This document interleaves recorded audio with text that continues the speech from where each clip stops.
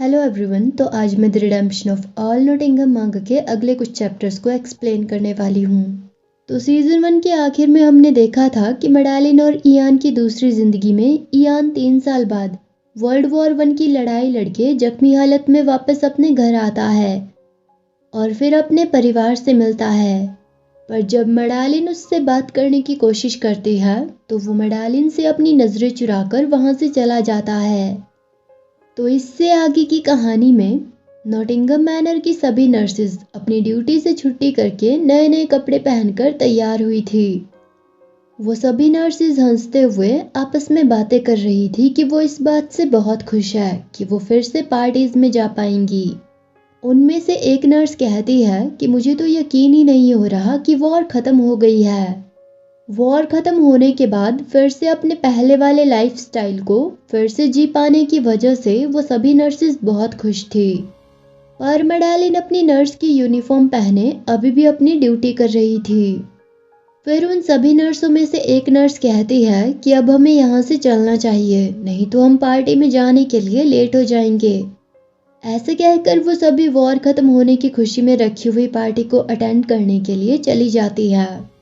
पर मेडालिन पट्टियों के नए रोल को खोलते हुए उस पायलट जॉन हर्स्ट की पट्टियां बदलने लगती है।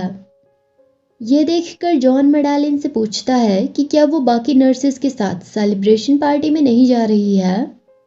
जॉन की ये बात सुनकर मेडालिन जॉन की कलाई की पट्टी करते करते एक पल के लिए रुक जाती है, पर वो जॉन की बात का कोई जवाब नहीं देती है और फिर चुपचाप फिर से जॉन की पट्टियां करने लगती है।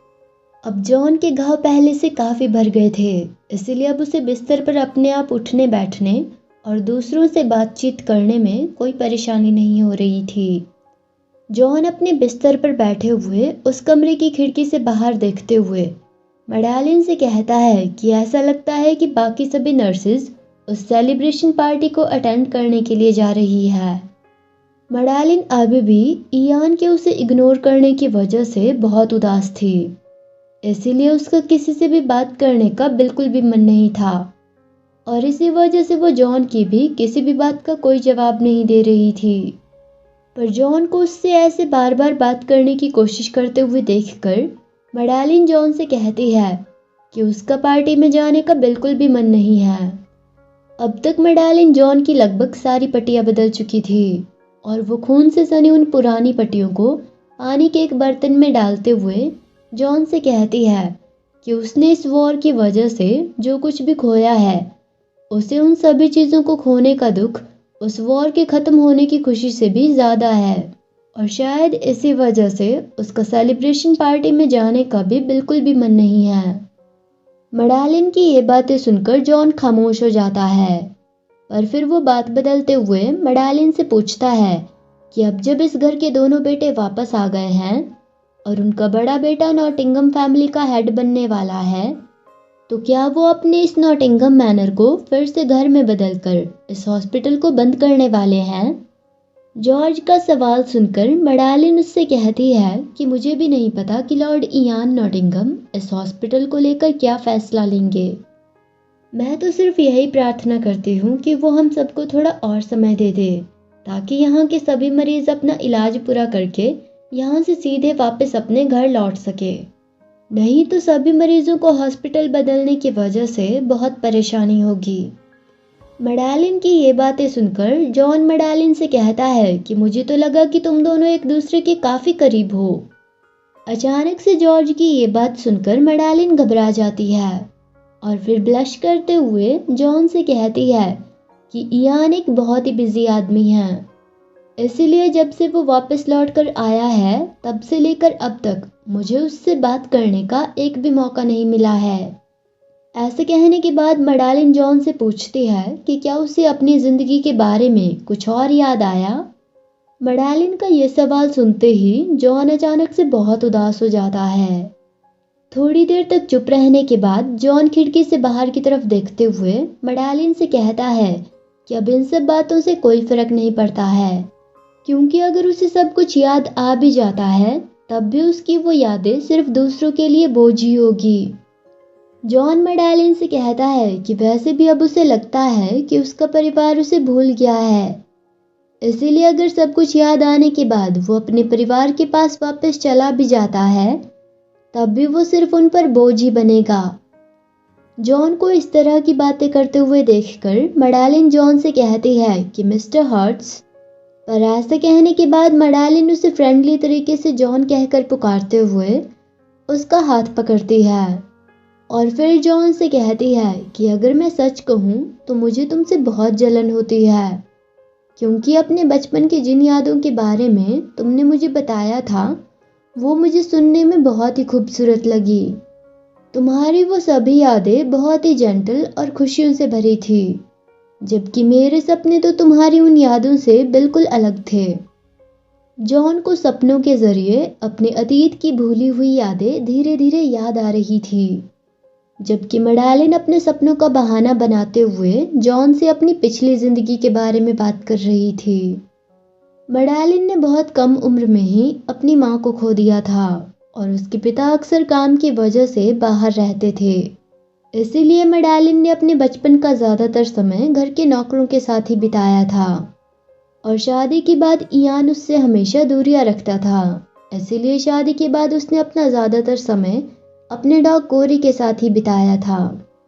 और इसी वजह से मैडेलिन जॉन से कहती है कि जब भी जॉन उसे अपनी ज़िंदगी की खुशियों से भरी यादों के बारे में बताता है तो मैडेलिन ये सोचती है कि ओह, तो ये आदमी मेरी तरह नहीं है, क्योंकि इसे तो अपनी ज़िंदगी में बहुत से लोगों से प्यार मिला है। मैडेलिन की ये बात सुनकर जॉन का मूड थोड़ा ठीक हो जाता है। फिर मैडेलिन जॉन से कहती है कि वो प्लीज़ इतनी जल्दी हार ना माने, क्योंकि उसने भी अभी तक हार नहीं मानी है।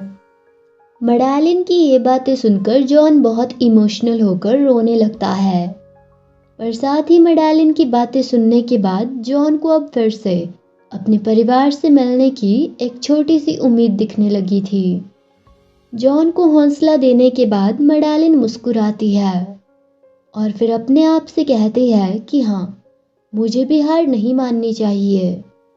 मैडेलिन अपने मन में अपने आप से कहती है कि मुझे तुमसे दूर जाना मंजूर नहीं है इयान, अपनी इस जिंदगी में तो बिल्कुल भी नहीं।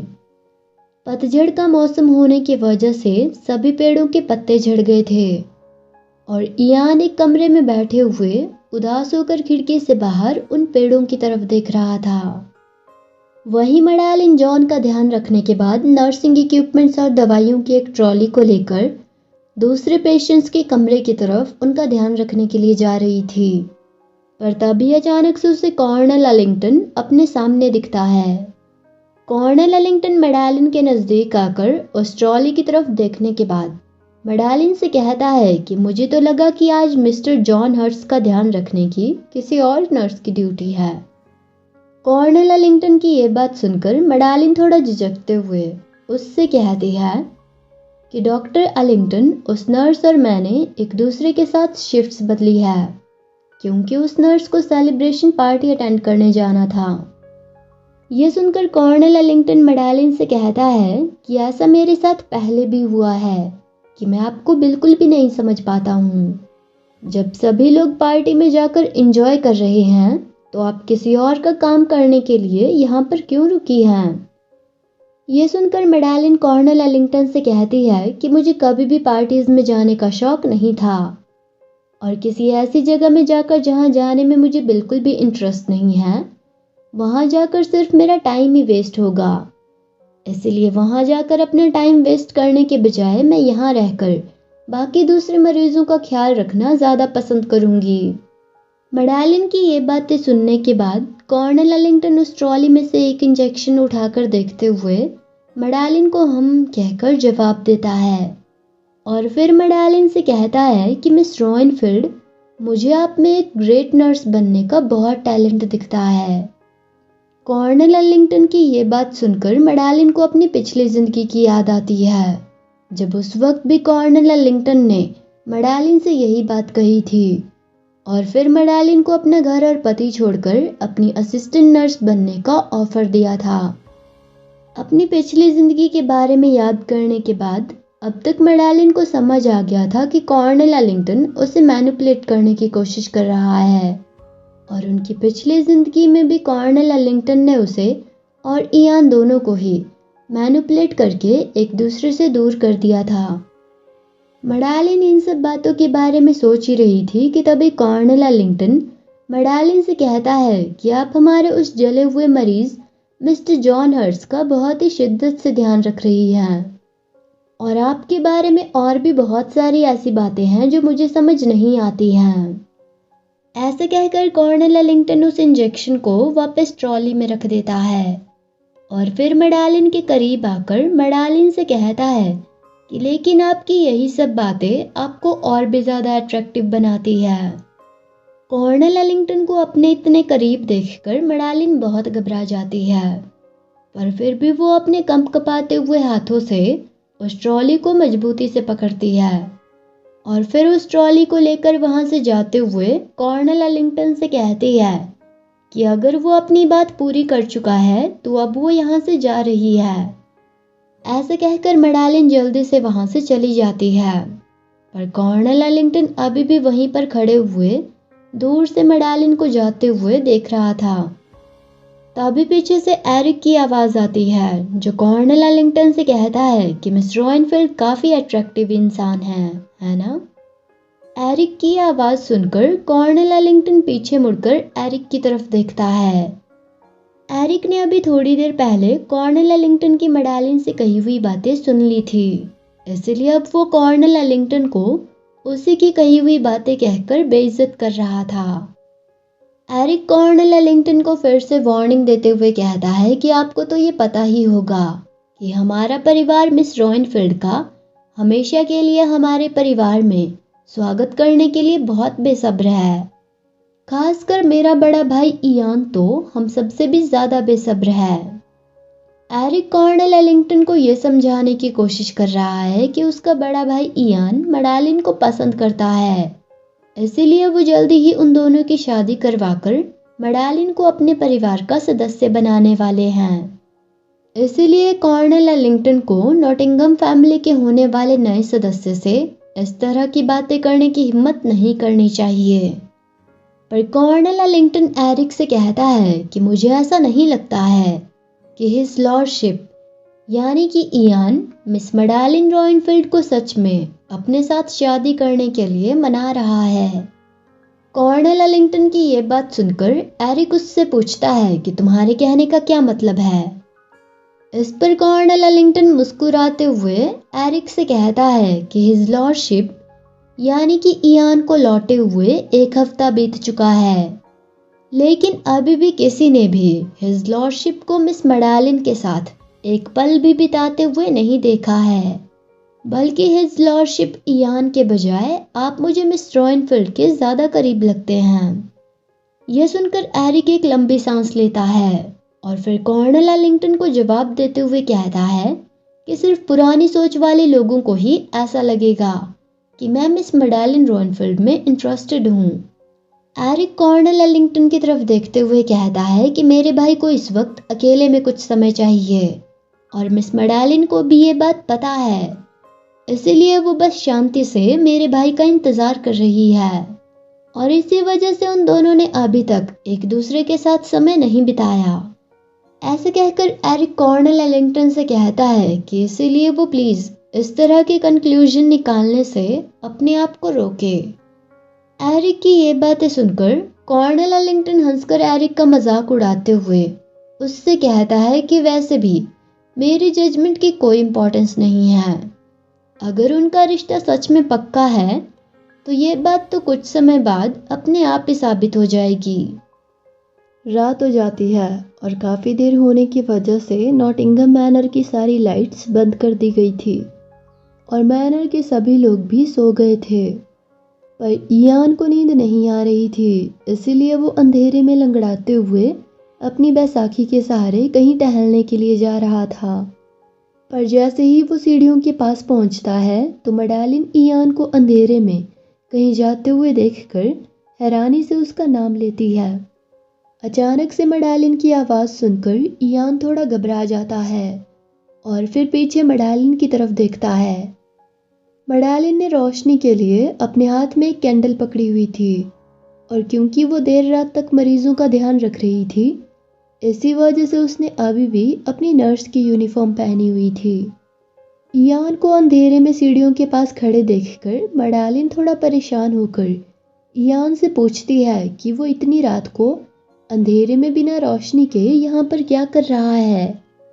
मैडेलिन की ये बात सुनकर इयान उससे अपनी नज़रें फेर देता है और फिर उसे जवाब देता है कि वो सिर्फ टहलने के लिए जा रहा था। यह सुनकर मैडेलिन जल्दी से इयान के पास आ जाती है और फिर इयान से कहती है कि अगर वो अंधेरे में सीढ़ियों से नीचे उतरेगा तो उतरते वक्त उसका एक्सीडेंट हो सकता है और वो सीढ़ियों से नीचे गिर सकता है। मैडेलिन की ये बातें सुनकर इयान अभी भी उससे अपनी नज़रें फेरे हुए उसे जवाब देता है कि मैडेलिन को उसकी चिंता करने की ज़रूरत नहीं है। पर मैडेलिन भी उसकी बात नहीं मानती है और इयान से कहती है कि जो भी हो, तुम्हें ऐसे अंधेरे में अकेले नहीं चलना चाहिए, क्योंकि यहाँ पर हर जगह हॉस्पिटल का बहुत सारा सामान रखा हुआ है और तुम्हें अंधेरे में उस सामान से टकराने की वजह से चोट लग सकती है। ऐसा कहकर मैडेलिन इयान के और पास आकर इयान को उसकी बाजू से पकड़ लेती है। ये देखकर इयान पीछे की तरफ मुड़कर मैडेलिन की तरफ देखता है। फिर मैडेलिन इयान से कहती है कि प्लीज़ मुझे भी अपने साथ चलने दो। मैडेलिन की ये बात सुनकर इयान कुछ भी नहीं कह पाता है, पर वो मैडेलिन को मना भी नहीं करता है। इसीलिए मैडेलिन इयान की खामोशी को उसकी हाँ समझकर इयान को उसकी बाजू से पकड़कर सहारा देते हुए इयान के साथ साथ चलने लगती है। मैडेलिन की मदद से इयान सीढ़ियों से नीचे उतर जाता है, पर फिर नीचे उतरने के बाद इयान उदास होकर मैडेलिन से कहता है कि अगर मैं सच कहूँ तो मैं आपको बहुत कोसता हूँ। अचानक से इयान की ये बात सुनकर मैडेलिन थोड़ा घबरा जाती है, इसीलिए वो घबराहट और हैरानी की वजह से उल्टे कदम पीछे हटकर इयान से थोड़ा दूर हो जाती है।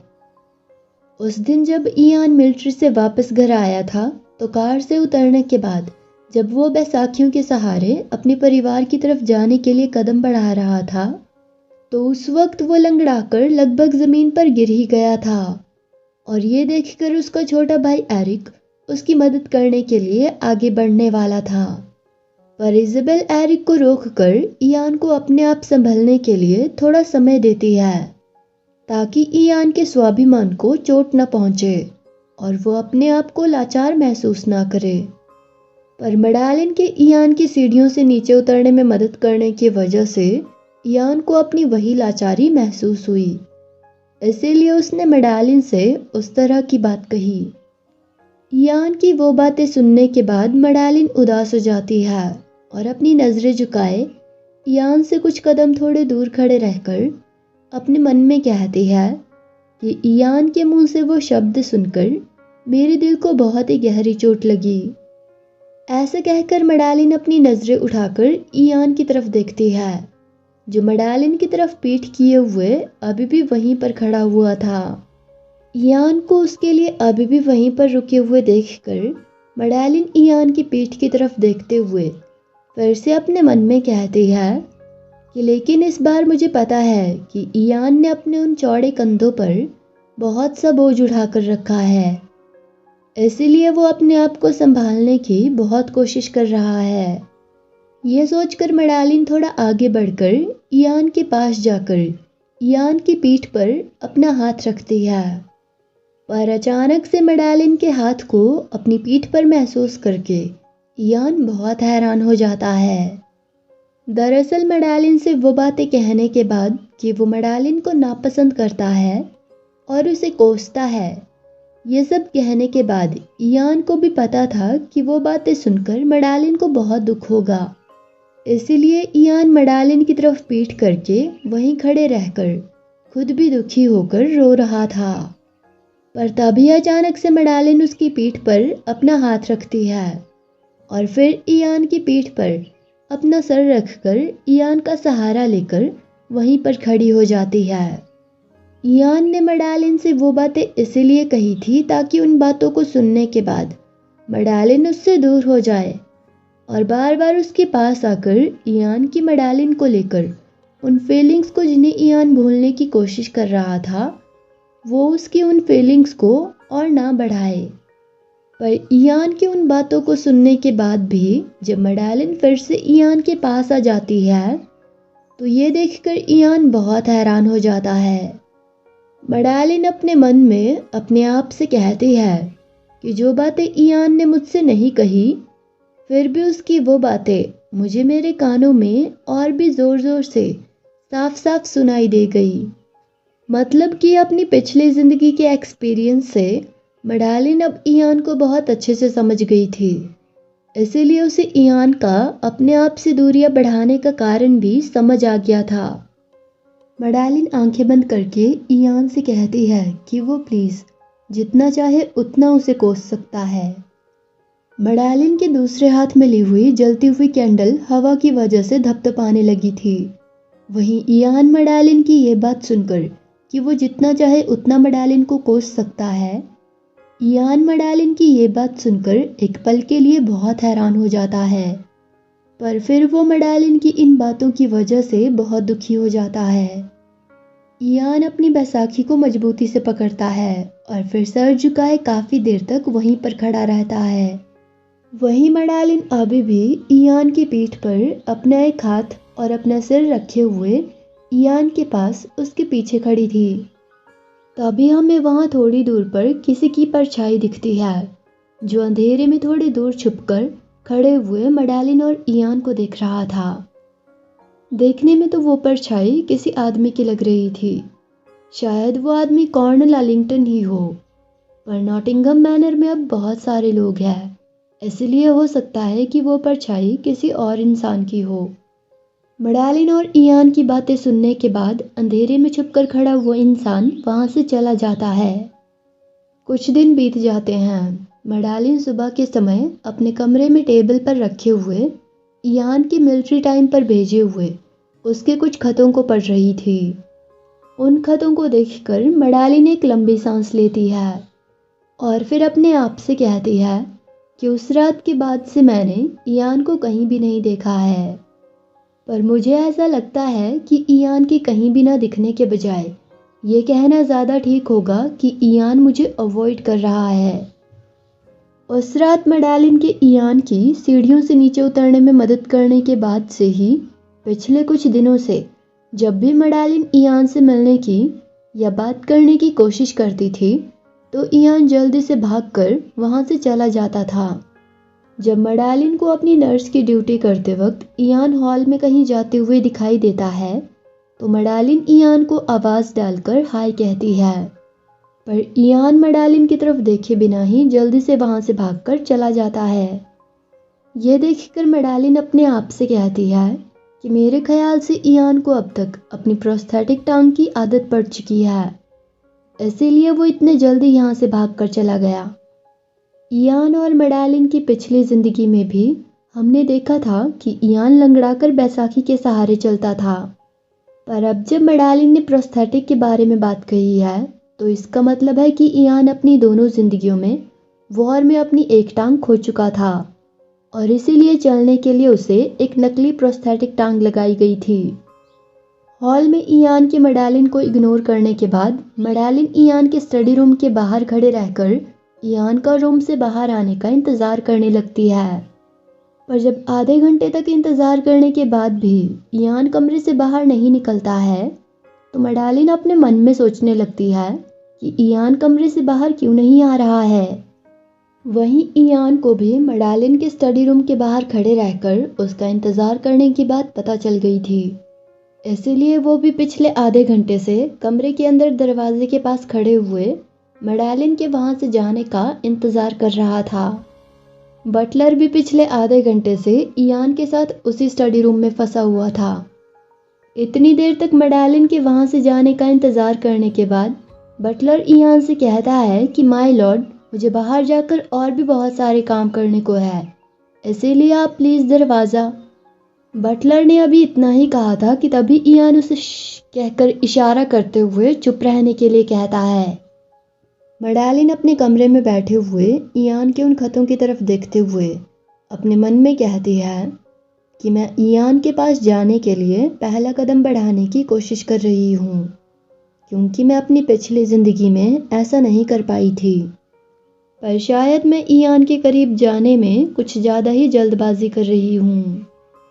ये सोचकर मैडेलिन ईयान के खत को फोल्ड करके वापस रख देती है और फिर अपने हाथ में एक पेन लेकर उसका ढक्कन खोलते हुए अपने आप से कहती है कि हाँ, चीज़ें एक रात में तो नहीं बदलती हैं ना, हर चीज़ के लिए समय लगता है। इसीलिए मुझे भी धीरे धीरे ईयान के करीब जाने की कोशिश करनी चाहिए। यह सब सोचकर मैडेलिन ईयान के लिए फिर से एक खत लिखती है और फिर उस खत को अपने साथ अपने हाथों में लिए ईयान के स्टडी रूम में आती है। स्टडी रूम के अंदर आने के बाद मैडेलिन ईयान को ढूंढते हुए उसे आवाज़ डालते हुए पूछती है कि क्या वो यहाँ पर है। पर क्योंकि ईयान सो रहा था इसलिए उसे मैडेलिन के उस कमरे में आने का पता नहीं चलता है। पर तभी अचानक से मैडेलिन की नज़र भी सोते हुए ईयान पर पड़ जाती है। ईयान वहीं पास ही सोफे में बैठे हुए सो रहा था। ईयान बहुत ही सुकून से सोया हुआ था और वो काफ़ी गहरी नींद में भी लग रहा था। ईयान को इतने सुकून से सोते हुए देखकर मैडेलिन काफ़ी देर तक ईयान को दूर से ही खड़े रहकर एकटक देखती रहती है। पर तभी अचानक से उसकी नज़र कुछ डॉक्यूमेंट्स पर पड़ती है। ईयान को काम करते करते ही नींद आ गई थी, जिसकी वजह से कुछ डॉक्यूमेंट्स उसके हाथ से छूटकर नीचे गिर गए थे।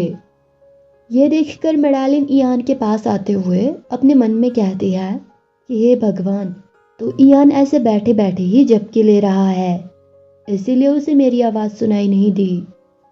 ये कहकर मैडेलिन ईयान के पास ही नीचे गिरे हुए उन सभी डॉक्यूमेंट्स को उठाते हुए फिर से अपने आप से कहती है कि ये डॉक्यूमेंट्स सारे फ्लोर पर फैलकर तितर बितर हो गए हैं।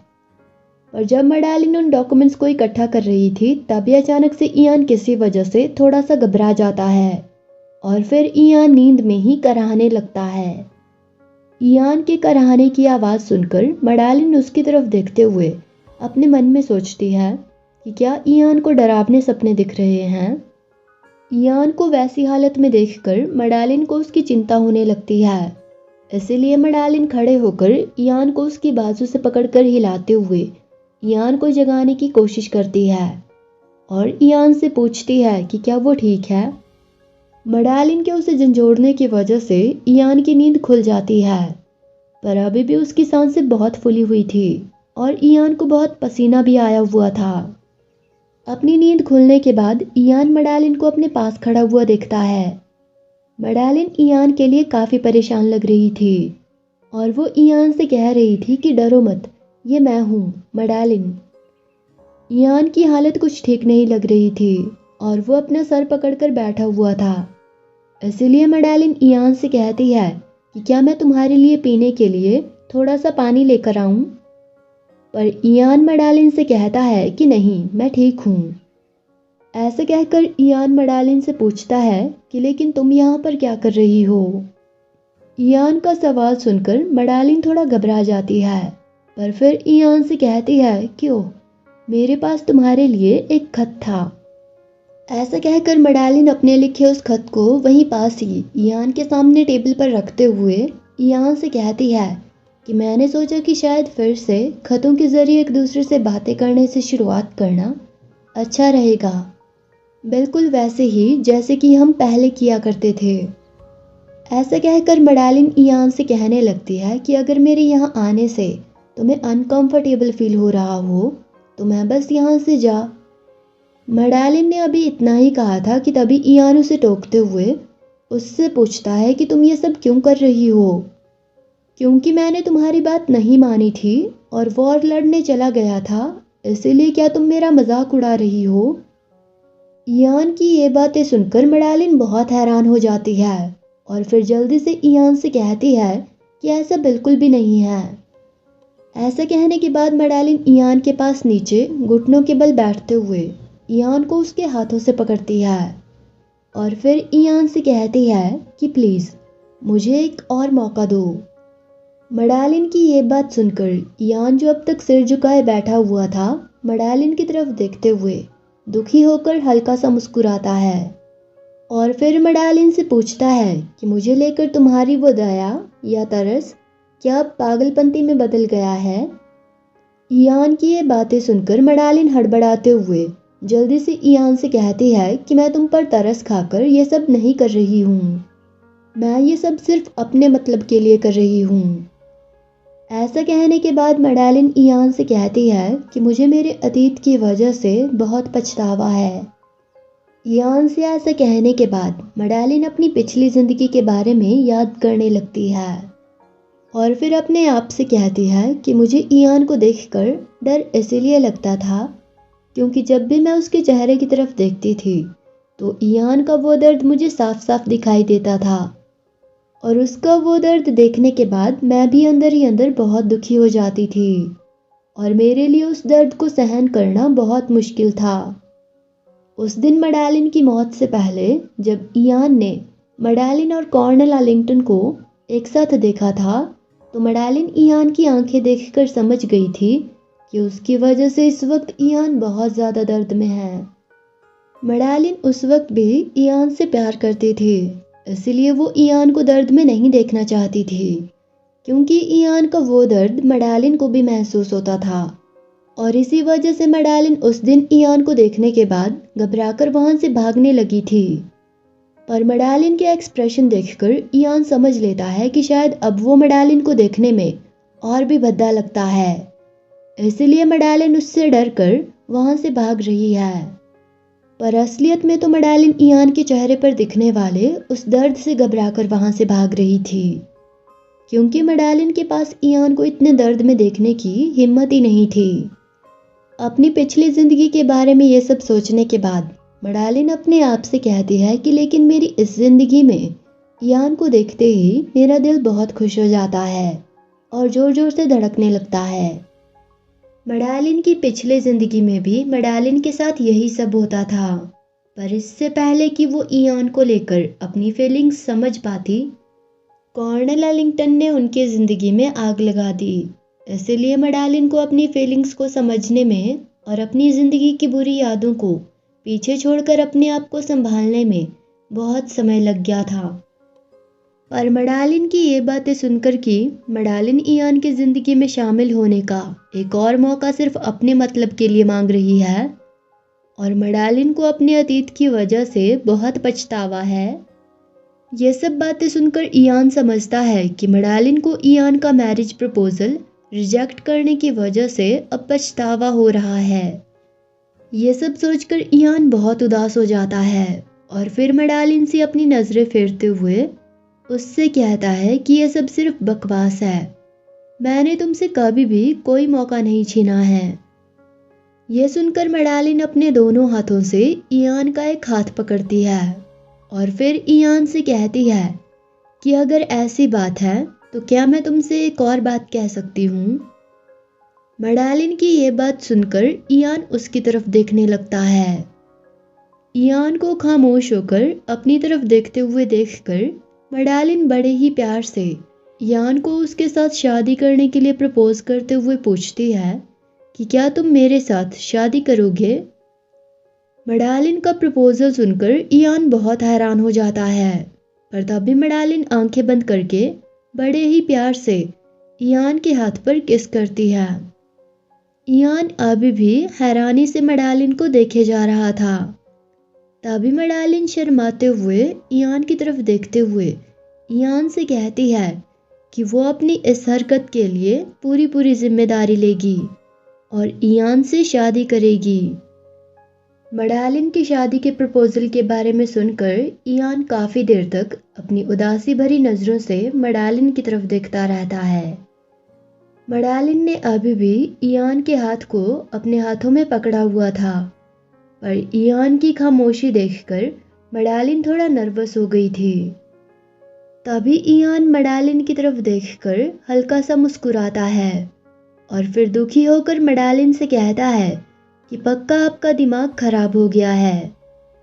ऐसे कहकर इयान मडालिन के हाथों से अपना हाथ छुड़ा लेता है और फिर अपनी बैसाखी को पकड़कर उदास होकर अपनी बैसाखी की तरफ देखने लगता है।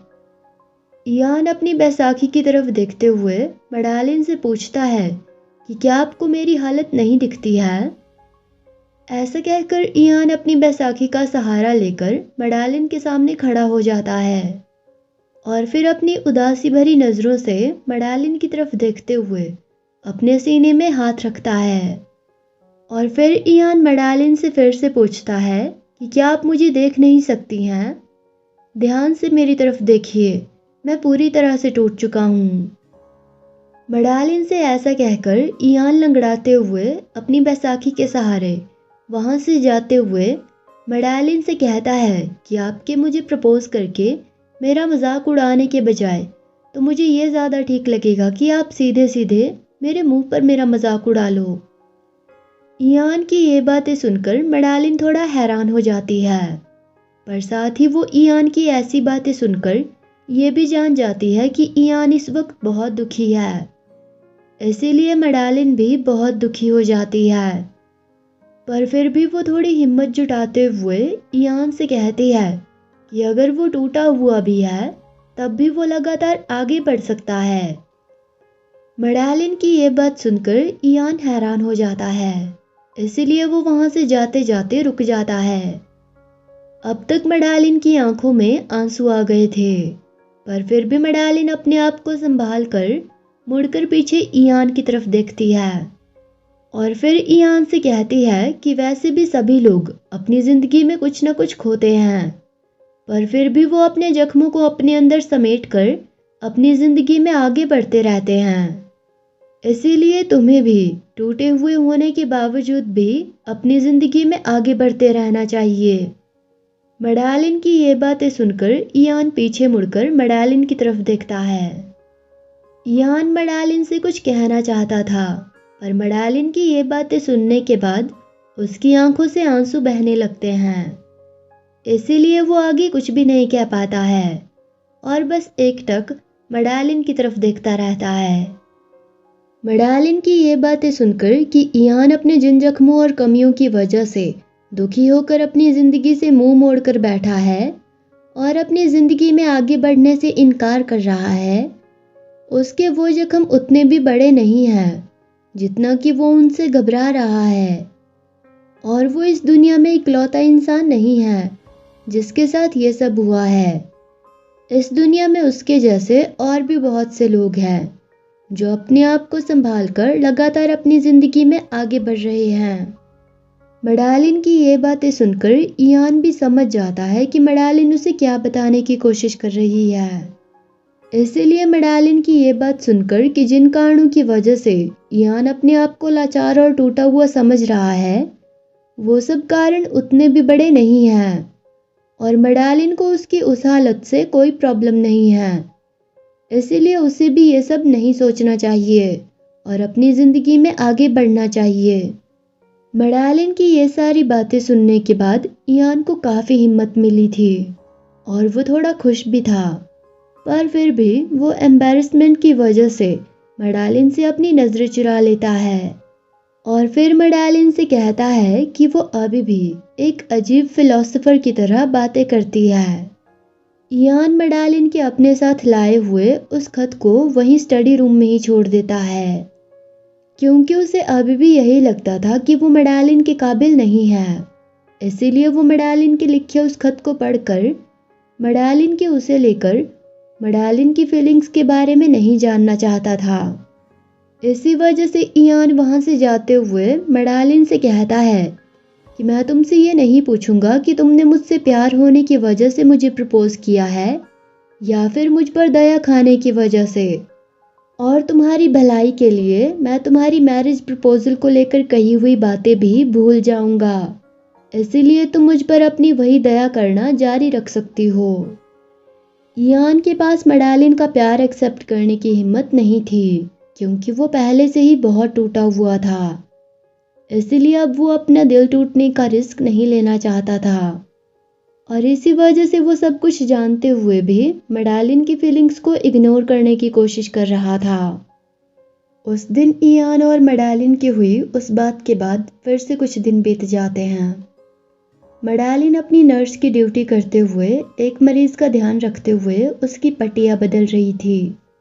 वहीं कॉर्नेल एलिंगटन उस मरीज की रिपोर्ट लिखते हुए उससे कहता है कि अब वो काफ़ी हद तक ठीक हो गया है, इसीलिए अब रोज़ रोज़ उसकी ड्रेसिंग करने की भी ज़रूरत नहीं है और वो जल्दी ही डिस्चार्ज होकर घर भी वापस जा पाएगा।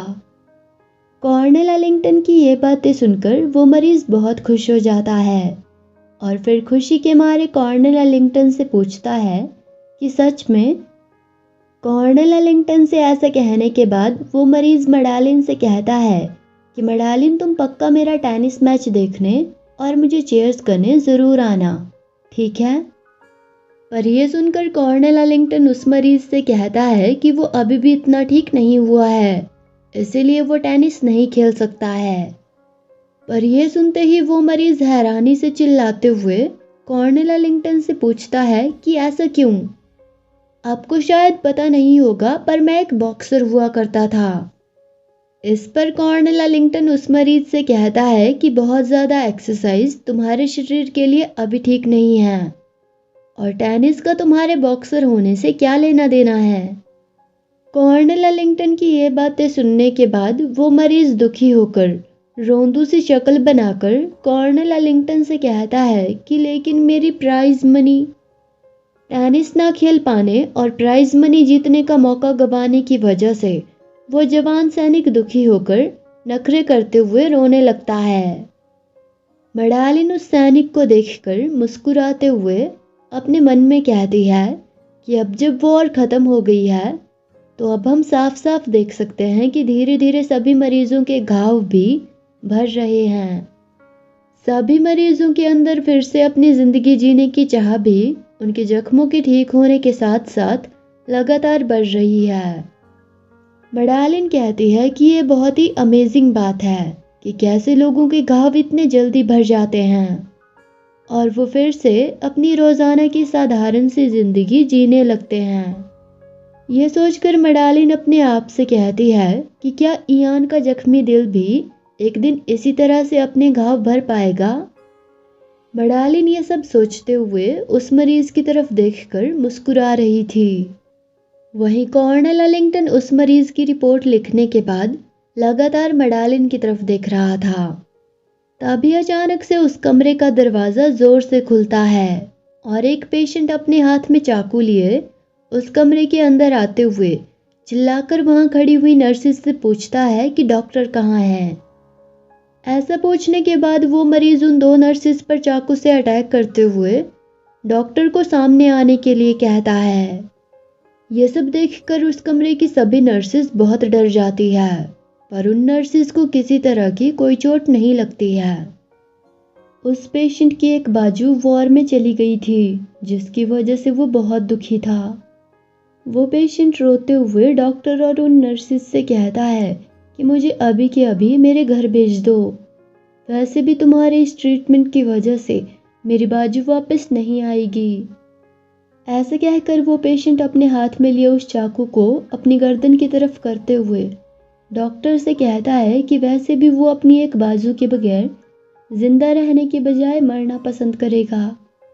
उस नोकीले चाकू को उस मरीज के हाथ में देखकर मडालिन बहुत घबरा जाती है, इसीलिए वो जल्दी से उस मरीज के पास जाकर उसके हाथ से वो चाकू लेने की कोशिश करती है और उस मरीज से रिक्वेस्ट करती है कि वो प्लीज़ ऐसा ना करे।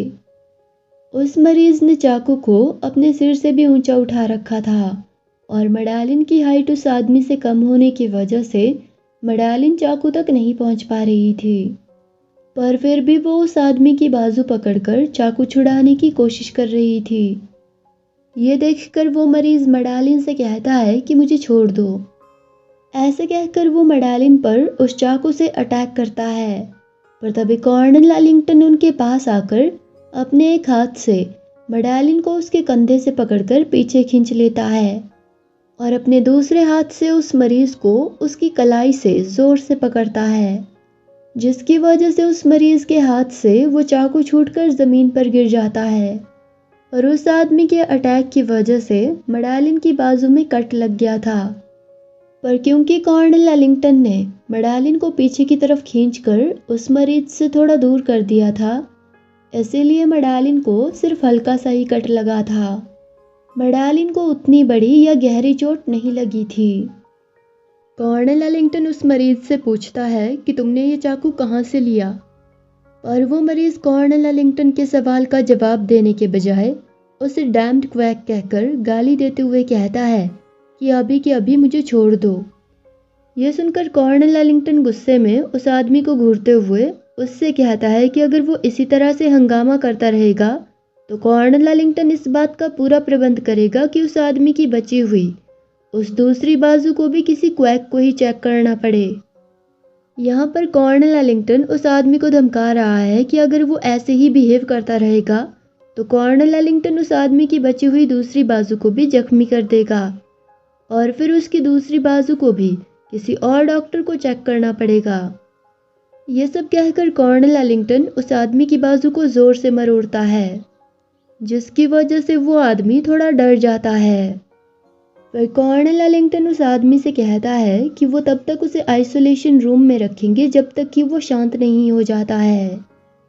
उस मरीज से ऐसा कहने के बाद कॉर्नेल एलिंगटन बाकी दूसरे मरीजों से मदद मांगते हुए कहता है कि उनमें से कोई जो मदद करने की हालत में है वो उस मरीज को आइसोलेशन रूम में ले जाए। इस पर दो मरीज कॉर्नेल एलिंगटन की मदद करने को तैयार हो जाते हैं और आगे आकर उस मरीज को दोनों तरफ से पकड़कर उसे अपने साथ आइसोलेशन रूम की तरफ ले जाने लगते हैं। पर वो मरीज उन दोनों से कहता है कि मुझे जाने दो, ऐसे जीने से तो मैं मरना पसंद करूंगा। उस मरीज की ये बातें सुनकर एक मरीज उसे शांत रहने की रिक्वेस्ट करता है, वहीं दूसरा मरीज उस आदमी से कहता है कि वो हिम्मत रखे, क्योंकि कभी कभी उन सभी मरीजों को भी उसी की तरह महसूस होता है, पर समय के साथ सब कुछ ठीक हो जाएगा। तभी वहां खड़ी हुई एक नर्स उन दोनों मरीजों को आइसोलेशन रूम में जाने का रास्ता दिखाती है। कॉर्नेल एलिंगटन और मेडालिन भी वहां खड़े हुए उन सब की ये बातें सुन रहे थे। तभी वो मरीज रोते हुए उन दोनों मरीजों से कहता है कि भला मैं मेरी ऐसी हालत में अपनी जिंदगी कैसे जी पाऊंगा।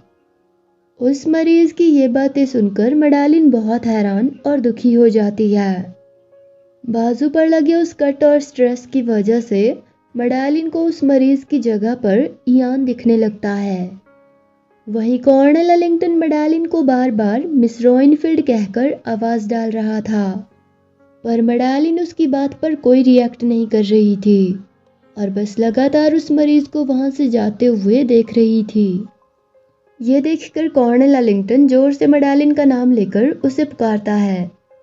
अचानक से कॉर्नेल एलिंगटन की आवाज सुनकर मेडालिन थोड़ा घबरा जाती है और उस मरीज की तरफ देखना बंद कर देती है। फिर कॉर्नेल एलिंगटन मेडालिन को जल्दी से दूसरी नर्सेस के पास जाकर अपनी मलहम पट्टी करवाने के लिए कहता है।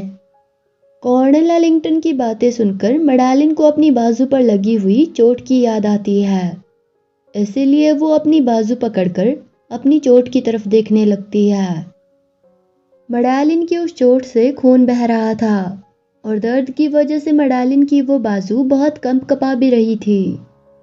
ये देखकर कॉर्नेल एलिंगटन एक लंबी सांस लेता है और फिर अपना चश्मा पुश करते हुए मेडालिन से कहता है कि मैं आपको एक सलाह देना चाहूँगा। ऐसा कहकर कॉर्नेल एलिंगटन मेडालिन से कहता है कि बहादुरी और लापरवाही के बीच अंतर होता है।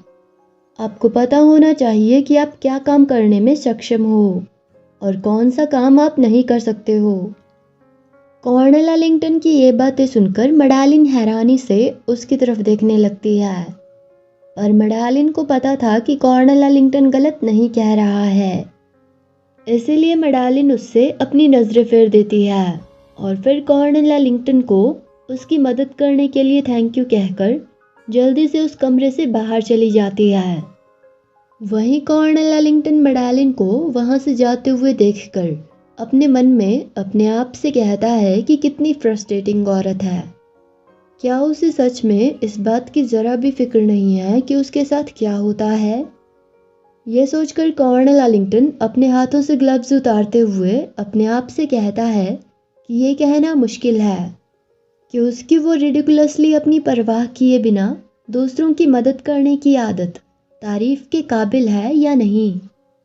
यह सब सोचकर कर्नल आर्लिंगटन उन ग्लव्स को उतार कर टेबल पर फेंकता है और फिर अपनी उंगलियों को अपने बालों पर फेर कर अपने बालों को ब्रश करते हुए कहता है कि जो भी आदमी उस औरत से शादी करेगा उस आदमी के हाथ तो इस औरत की वजह से हमेशा भरे रहेंगे।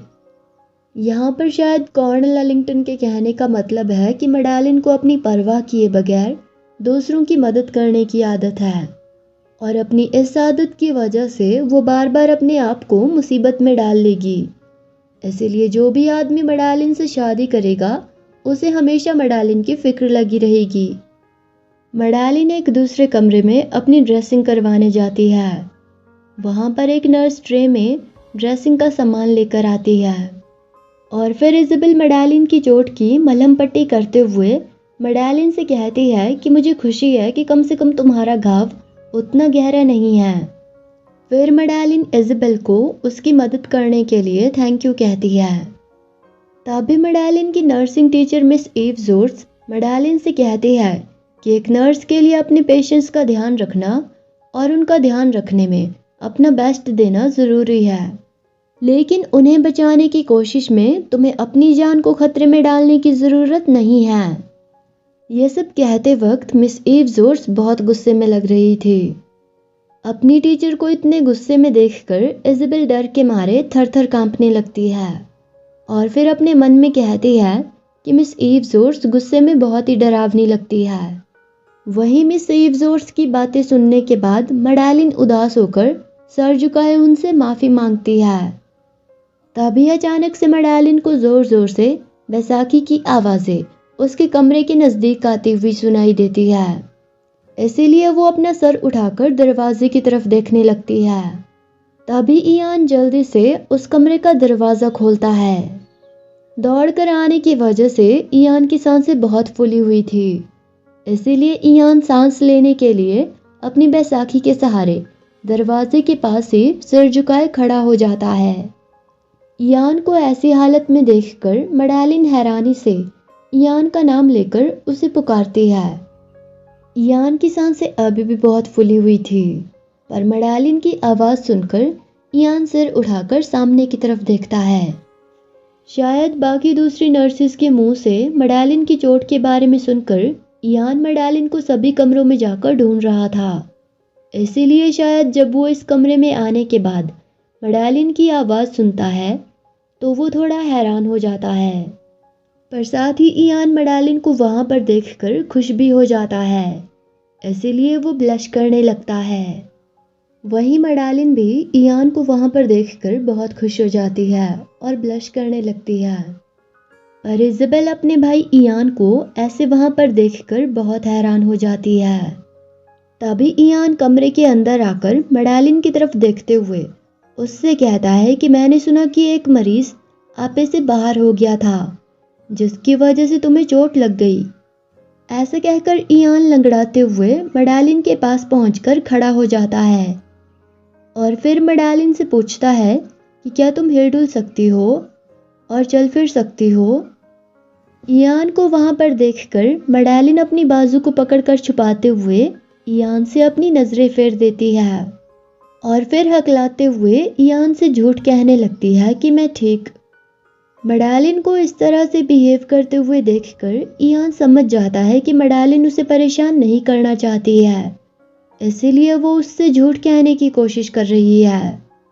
पर मैडेलिन इयान से झूठ नहीं कह पा रही थी। ये देखकर इयान झुककर अपने घुटनों के बल मैडेलिन के पास नीचे फर्श पर बैठते हुए मैडेलिन की वो बाजू पकड़कर चेक करने लगता है, जिस बाजू पर मैडेलिन को चोट लगी थी और जिस बाजू को पकड़कर मैडेलिन इयान से अपनी चोट छुपाने की कोशिश कर रही थी। इयान को इतने ध्यान से अपनी चोट चेक करते हुए देखकर मैडेलिन ब्लश करने लगती है। तभी इयान मैडेलिन की चोट को चेक करने के बाद अपनी बहन इज़ाबेल की तरफ मुड़कर देखता है और फिर इज़ाबेल से पूछता है कि तुम्हें क्या लगता है, क्या हमें मडालिन को इलाज के लिए किसी बड़े हॉस्पिटल में लेकर चलना चाहिए? इयान का सवाल सुनकर इज़ाबेल बहुत हैरान हो जाती है। इसीलिए वो इयान से पूछती है कि क्या? पर फिर अपने भाई का चेहरा देखकर इज़ाबेल उसकी हालत समझ जाती है। इसीलिए वो इयान से कहती है कि थैंकफुली मडालिन की चोट इतनी गहरी नहीं है और इसीलिए घाव भरने के बाद चोट का कोई निशान भी पीछे नहीं छूटेगा। इज़ाबेल की ये बातें सुनकर इयान एक चैन की सांस लेता है और फिर इज़ाबेल से कहता है कि ये जानकर मुझे तसल्ली हुई। इयान की ये बात सुनकर मडालिन हंसते हुए इयान से कहती है कि हाँ, ये सच में तसल्ली वाली बात है। पर इयान को वहाँ ऐसे देखने के बाद इयान पकड़ा जा चुका था और इज़ाबेल और मडालिन को पता चल चुका था कि इयान मडालिन की बहुत परवाह करता है। इयान ने फिक्र के मारे काफ़ी देर से मडालिन का हाथ पकड़ कर रखा था। इसीलिए जैसे ही उसे ये बात रियलाइज़ होती है तो ब्लश करने की वजह से उसके कान लाल हो जाते हैं।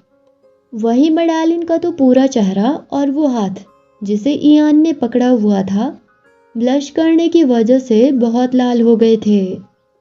मडालिन और इयान को काफ़ी देर से बुत बने एक दूसरे का हाथ पकड़े हुए ब्लश करते देखकर इज़ाबेल को बहुत हंसी आ रही थी और वो अपनी हंसी रोकने की बहुत कोशिश कर रही थी।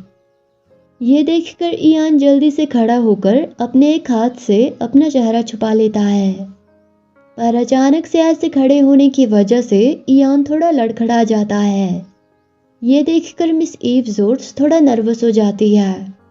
तभी इयान अपना चेहरा छुपाए ब्लश करते हुए उस कमरे से बाहर जाने लगता है। अब तक अपनी हंसी रोकने की इतनी कोशिश करने की वजह से इज़ाबेल की आंखों में आंसू आ गए थे। इसीलिए अपने मुंह पर अपना हाथ रखने के बावजूद भी इज़ाबेल की हंसी छूट जाती है। ये देखकर इज़ाबेल की टीचर मिस ईव जोर्ट्स उसे घूरने लगती है, पर तभी इयान दरवाजे के पास रुककर अपना गला ठीक करते हुए मडालिन का ध्यान अपनी तरफ खींचता है और फिर ब्लश करते हुए मडालिन से कहता है कि वो थोड़ा आराम कर ले, मतलब कि वो ऐसे ही कुछ कहे बिना वहाँ से नहीं जा सकता है। इसलिए वो मडालिन को आराम करने के लिए कहकर उसे बाय कह रहा है। इयान की बातें सुनकर मडालिन ब्लश करते हुए अपना वो हाथ पकड़ती है जिसे इयान ने अभी थोड़ी देर पहले पकड़ा हुआ था। वहीं इज़ाबेल खुशी के मारे रोते हुए ठहाके मार मार कर हंसने लगती है और फिर इयान का मजाक उड़ाते हुए कहने लगती है कि लेडीज़ एंड जेंटलमैन, आपको यकीन नहीं होगा पर ये द ग्रेट इयान नॉटिंघम ही है।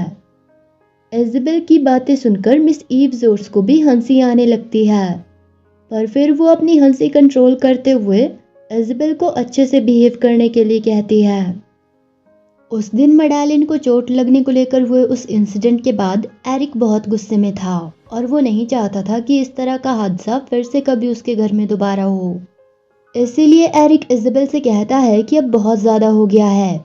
इतना सब होने के बाद क्या तुम्हें नहीं लगता है कि हमें इस हॉस्पिटल को बंद कर देना चाहिए और हॉस्पिटल से कमाए हुए पैसों को हॉस्पिटल और स्टाफ पर लगाने के बजाय उन पैसों को डोनेट कर देना चाहिए।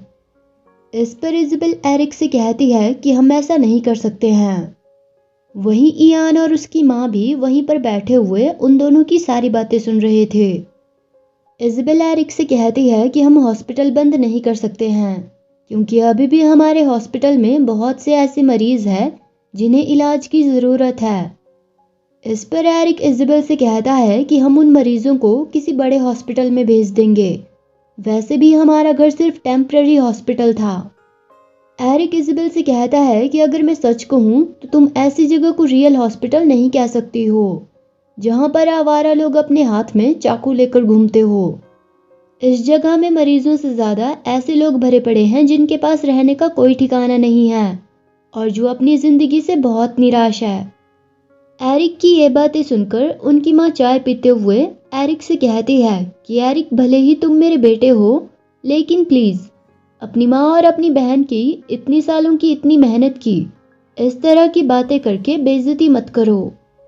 इतनी सालों से बहुत मेहनत करने के बाद आज हम इस मकान पर पहुंचे हैं, इसीलिए तुम्हारा ये कहना कि ये जगह हॉस्पिटल के बजाय आवारा और बेघर लोगों का ठिकाना है। तुम्हारा इस तरह की बातें करना हमारी की हुई इतनी कोशिशों की बेइज्जती करने जैसा है। अपनी माँ की ये बातें सुनकर एरिक थोड़ा घबरा जाता है और उसे अपनी कही हुई बातों के लिए शर्मिंदगी भी महसूस होती है। इसीलिए वो अपनी माँ से माफ़ी मांगता है। ये देखकर इयान एक लंबी सांस लेता है और फिर एरिक से कहता है कि जैसा कि माँ ने अभी कहा, हम जल्दबाजी में कोई फैसला नहीं ले सकते हैं और आने वाली मीटिंग में इसी बात पर डिस्कशन होने वाला है। इसीलिए तब इस बात पर फैसला हो जाएगा कि इस हॉस्पिटल का क्या किया जाए। इयान से आने वाली मीटिंग के डिस्कशन के टॉपिक के बारे में जानकर इज़ाबेल थोड़ा गुस्सा हो जाती है और फिर गुस्से में कहती है कि तो अब वो नोबल घरानों के बेवकूफ़ बूढ़े आदमी मेरे इस हॉस्पिटल का फैसला करेंगे। आए बड़े फैसला लेने, वो सिर्फ यह कहकर कि औरतों को इस तरह के काम नहीं करने चाहिए और वो हॉस्पिटल की इंचार्ज नहीं होनी चाहिए, ऐसा कहकर वो सिर्फ मेरे इस हॉस्पिटल को बस हथियाना चाहते हैं। इज़ाबेल की ये बातें सुनकर इज़ाबेल की माँ चाय के कप को वापस टेबल पर रखते हुए इज़ाबेल से कहती है कि इज़ाबेल, भले ही अब टाइम बदल गया हो, पर तुम अभी भी इस नॉटिंघम फैमिली की नोबल वुमन हो। उनकी माँ इज़ाबेल से कहती है कि भले ही हमने इस हॉस्पिटल को अपने प्राइवेट फंड के पैसों से शुरू किया था, लेकिन बाद में बाकी नोबल घरानों ने भी सपोर्ट करते हुए हॉस्पिटल के लिए पैसे डोनेट किए थे और अब जब ये हॉस्पिटल बहुत बड़ा बन गया है तो इसे संभालने की जिम्मेदारी भी बढ़ गई है। इसीलिए अब इस हॉस्पिटल को संभालने के लिए नॉटिंघम फैमिली के एल्डर्स के पास देना ही ठीक होगा। पर अपनी माँ की बातें सुनकर इज़ाबेल बहुत गुस्सा हो जाती है और चिल्लाते हुए अपनी माँ से कहती है कि मुझे ये मंजूर नहीं है।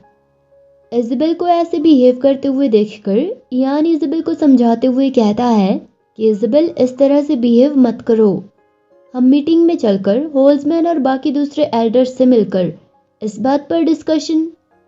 इयान ने अभी इतना ही कहा था कि तभी इज़ाबेल टेबल पर अपने हाथ पटककर इयान को टोकते हुए कहती है कि कौन भला उन एल्डर्स की परवाह करता है। ऐसा कहकर इज़ाबेल खड़े होकर अपनी माँ और अपने दोनों भाइयों से कहती है कि वो मीटिंग अटेंड नहीं करेगी और ना ही नॉटिंघम एस्टेट के उन दकियानूसी बूढ़ों की बातें सुनकर अपना दिमाग खराब करेगी, क्योंकि उसे पता है कि वो सभी एल्डर्स सिर्फ उसके औरत होने की वजह से उसकी बात नहीं सुनेंगे। ये सब कहकर इज़ाबेल अपनी माँ से कहती है कि हाँ, आपने सही कहा कि अब टाइम बदल चुका है, इसीलिए मैं अपने भविष्य का फैसला खुद लूँगी और किसी दकियानूसी सोच वाले इंसान को मेरे लिए मेरा फ्यूचर डिसाइड करने नहीं दूंगी। यह सब कहने के बाद इज़ाबेल गुस्से में भड़क कर वहाँ से जाते हुए जोर से उस कमरे का दरवाज़ा बंद करती है। ये देखकर इज़ाबेल की माँ गुस्से में इज़ाबेल का नाम लेकर उसे डांटती है। वहीं ये सब देखने सुनने के बाद एरिक नर्वस होकर अपने भाई इयान की तरफ देखता है, जो आराम से बैठे हुए चाय पी रहा था। इयान को ऐसे शांति से बैठे हुए देखकर एरिक इयान से कहता है कि अब वो क्या करे। इज़ाबेल तो उनकी बात बिल्कुल भी नहीं मानेगी। एरिक की ये बात सुनकर इयान चाय पीना छोड़कर एरिक की तरफ देखते हुए उससे कहता है कि जब हम दोनों वॉर लड़ने गए हुए थे तो उस वक्त इज़ाबेल ने इस हॉस्पिटल को खड़ा करके अपनी पूरी जी जान लगाकर इसे चलाया और उसकी इतनी मेहनत की वजह से ही आज ये हॉस्पिटल इतना बड़ा बन चुका है। इसीलिए ये तो जाहिर सी बात है कि इतने सालों तक इतनी मेहनत करने के बाद इज़ाबेल आगे भी इस हॉस्पिटल को ऐसे ही चलाते रहना चाहेगी। ऐसे कहकर इयान अपने कंप कपाते हुए हाथ से उस चाय के कप को टेबल पर रखता है। तभी एरिक भी इयान के उस कंप कपाते हुए हाथ को नोटिस कर लेता है और फिर एक लंबी सांस लेकर चुप हो जाता है। एरिक ये बात जानता था कि अभी भी इयान बहुत कमज़ोर है और उसके घाव भी अभी पूरी तरह से नहीं भरे हैं। इसी वजह से वो इयान को और परेशान नहीं करना चाहता था, इसीलिए वो इस बात को और आगे नहीं बढ़ाता है और फिर अपने भाई इयान से कहता है कि ठीक है, आपको जो सही लगता है आप वही करिए, मैं आपके डिसीजन में आपके साथ हूँ। उन सभी के उस डिस्कशन के बाद सभी अपनी ड्यूटीज़ पर लग जाते हैं। अगले दिन सुबह इयान नॉटिंघम मैनर से सैर करने के लिए बाहर निकलता है। ईयान अपनी बैसाखी के सहारे चलकर सैर कर रहा था। थोड़ी देर तक चलने के बाद ईयान अपनी उस नकली टांग की तरफ देखते हुए अपने मन में कहता है कि ये प्रोस्थेटिक टांग मेरी पहले वाली प्रोस्थेटिक टांग से ज़्यादा ठीक है। शायद इससे पहले ईयान को कोई और प्रोस्थेटिक टांग लगाई गई थी, पर उस प्रोस्थेटिक टांग की वजह से ईयान को चलने फिरने में परेशानी होती थी। इसीलिए बाद में ईयान के डॉक्टर ने उस प्रोस्थेटिक को बदलकर उसकी जगह किसी और मॉडल की नई प्रोस्थेटिक टांग लगा दी। पर ईयान को चलने में अभी भी थोड़ी परेशानी हो रही थी और थोड़ी देर चलने के बाद ही ईयान की सांसें फूलने लगी थी। फिर ईयान अपने आप से कहता है कि भले ही ये वाली टांग ठीक है, पर फिर भी मुझे इस टांग की आदत पड़ते पड़ते थोड़ा टाइम लगेगा।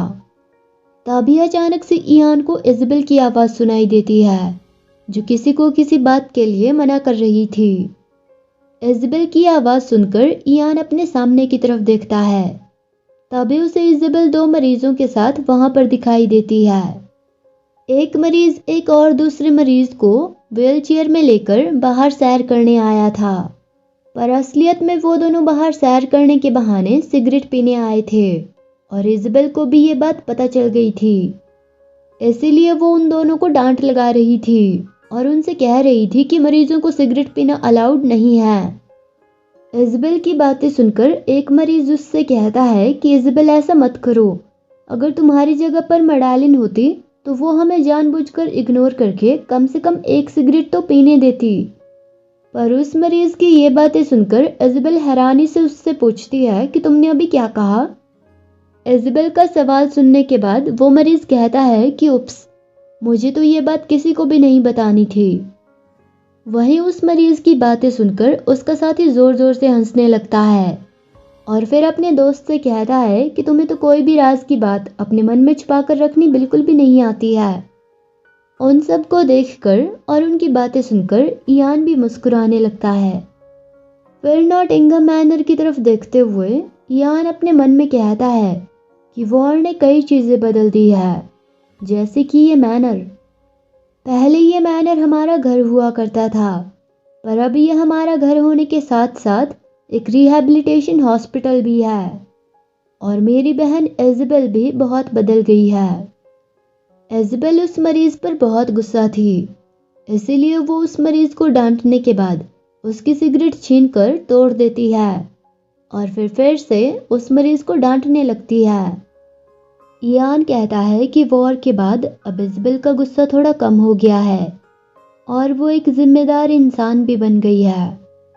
जब हम वॉर में थे तो उस दौरान इज़ाबेल ने खाना बनाने सीखने से लेकर मरीजों का ध्यान रखना, फिर हॉस्पिटल को मैनेज करना और अपने घर का ध्यान रखने तक, इन सभी कामों को बहुत ही अच्छे से किया।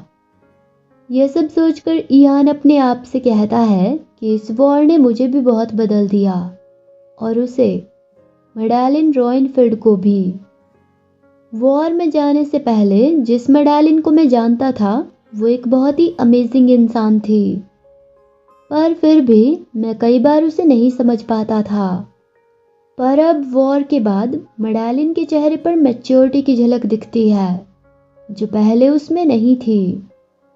मतलब कि पहले ईयान को मेडालिन के बारे में बहुत सी बातें समझ नहीं आती थी, जैसे कि मेडालिन उसे वॉर में जाने से रोकने के लिए उसके सामने क्यों गिड़गिड़ा रही थी और वो उस पर तरस क्यों खाती थी। ईयान से प्यार नहीं होने के बावजूद भी वो उससे शादी करने को क्यों तैयार थी। लेकिन अब वॉर के बाद मेडालिन ईयान के उसे इग्नोर करने के बाद भी ईयान को अपने आप को संभालने के लिए थोड़ा समय देती है।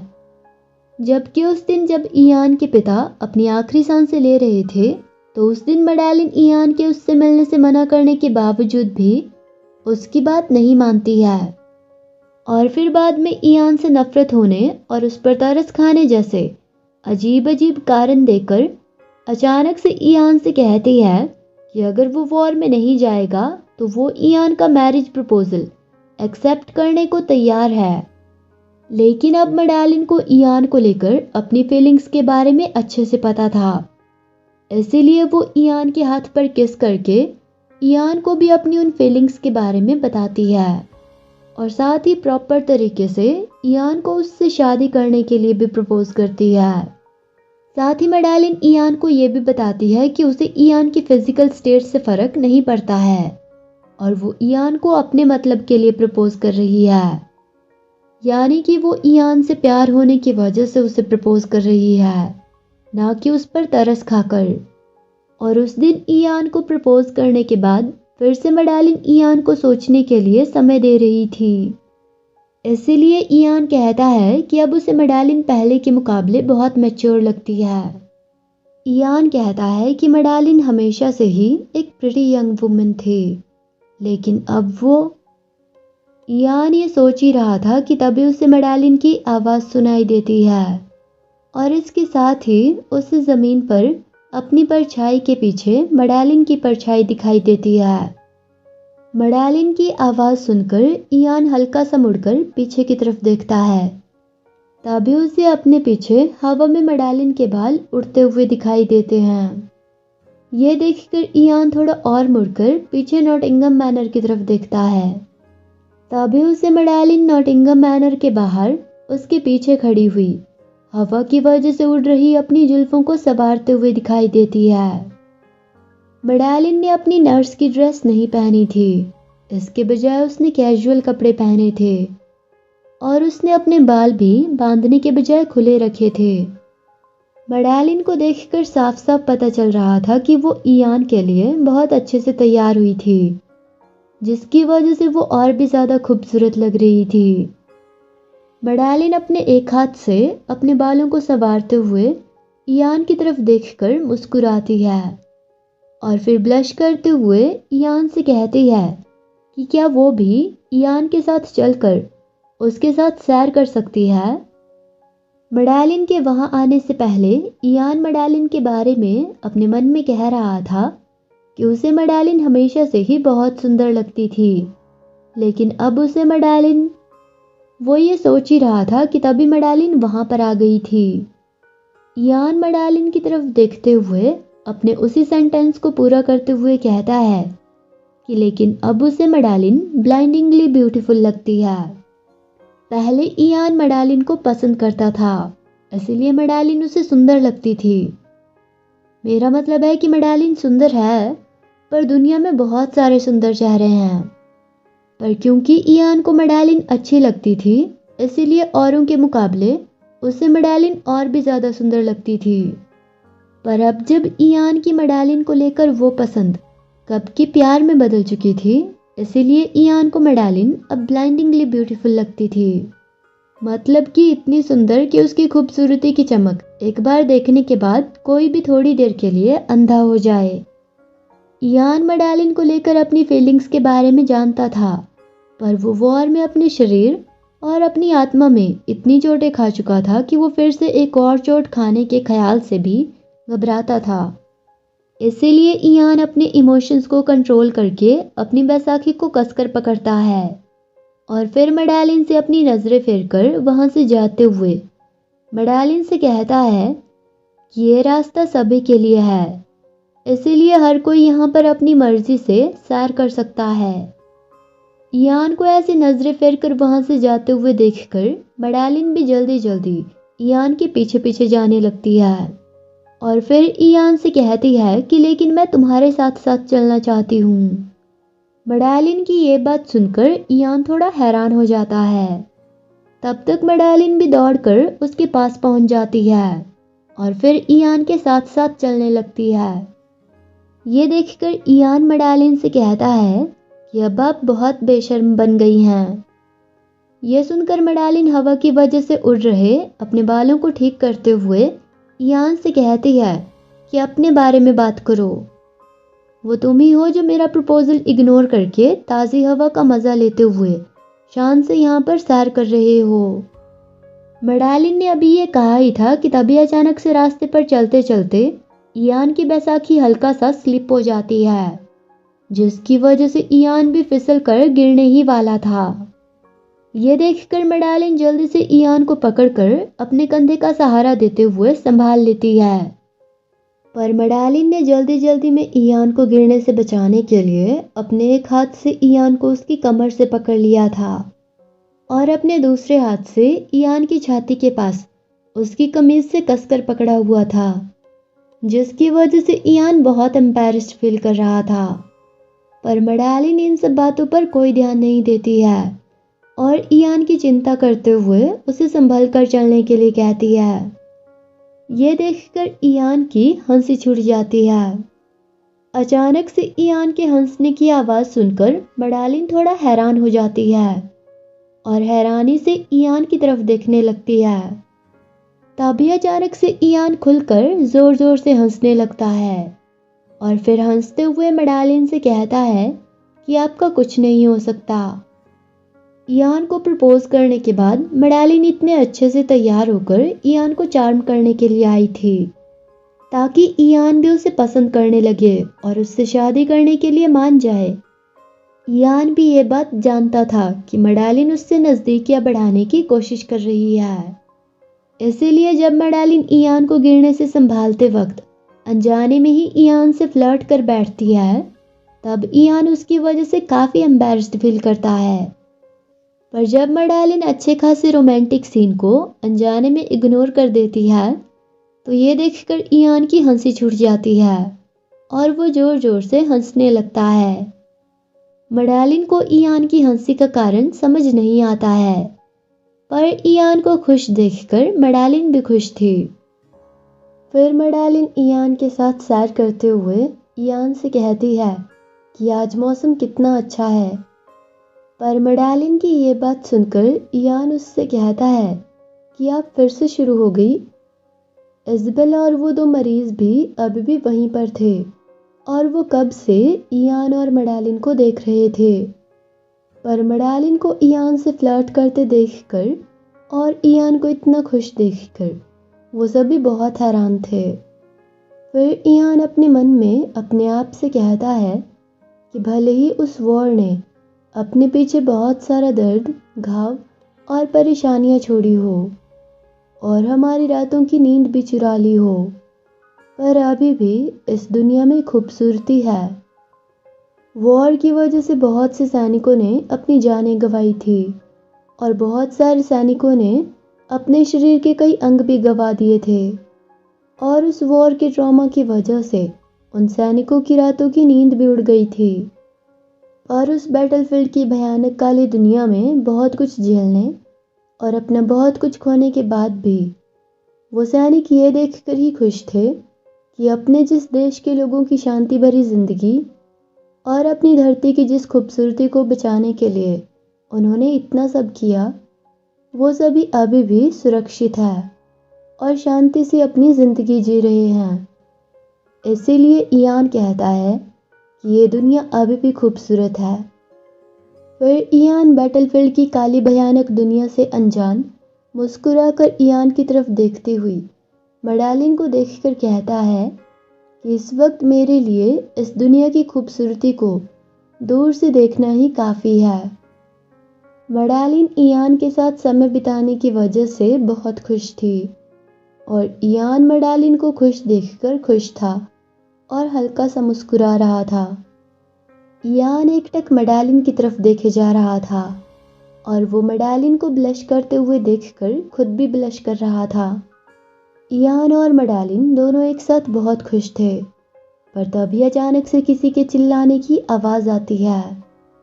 दरअसल कुछ न्यूज़ रिपोर्टर्स नॉटिंघम मैनर के गेट के अंदर आकर मैनर के अंदर घुसने की कोशिश कर रहे थे, पर गेट कीपर उन्हें अंदर आने से रोक रहा था और इसी वजह से वो न्यूज़ रिपोर्टर्स जोर जोर से चिल्लाकर कह रहे थे कि उन्हें सिर्फ थोड़ी देर के लिए लॉर्ड इयान नॉटिंघम से मिलना है, इसीलिए वो प्लीज़ उन्हें थोड़ी देर के लिए अंदर जाने दे। पर गेट कीपर उनकी बात नहीं मान रहा था और उन्हें वापस जाने के लिए कह रहा था।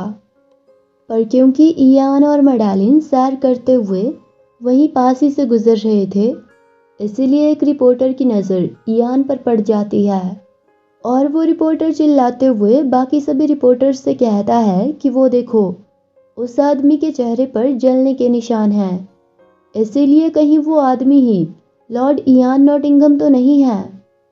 तभी एक दूसरा रिपोर्टर कहता है कि हाँ, वही लॉर्ड इयान नॉटिंघम है।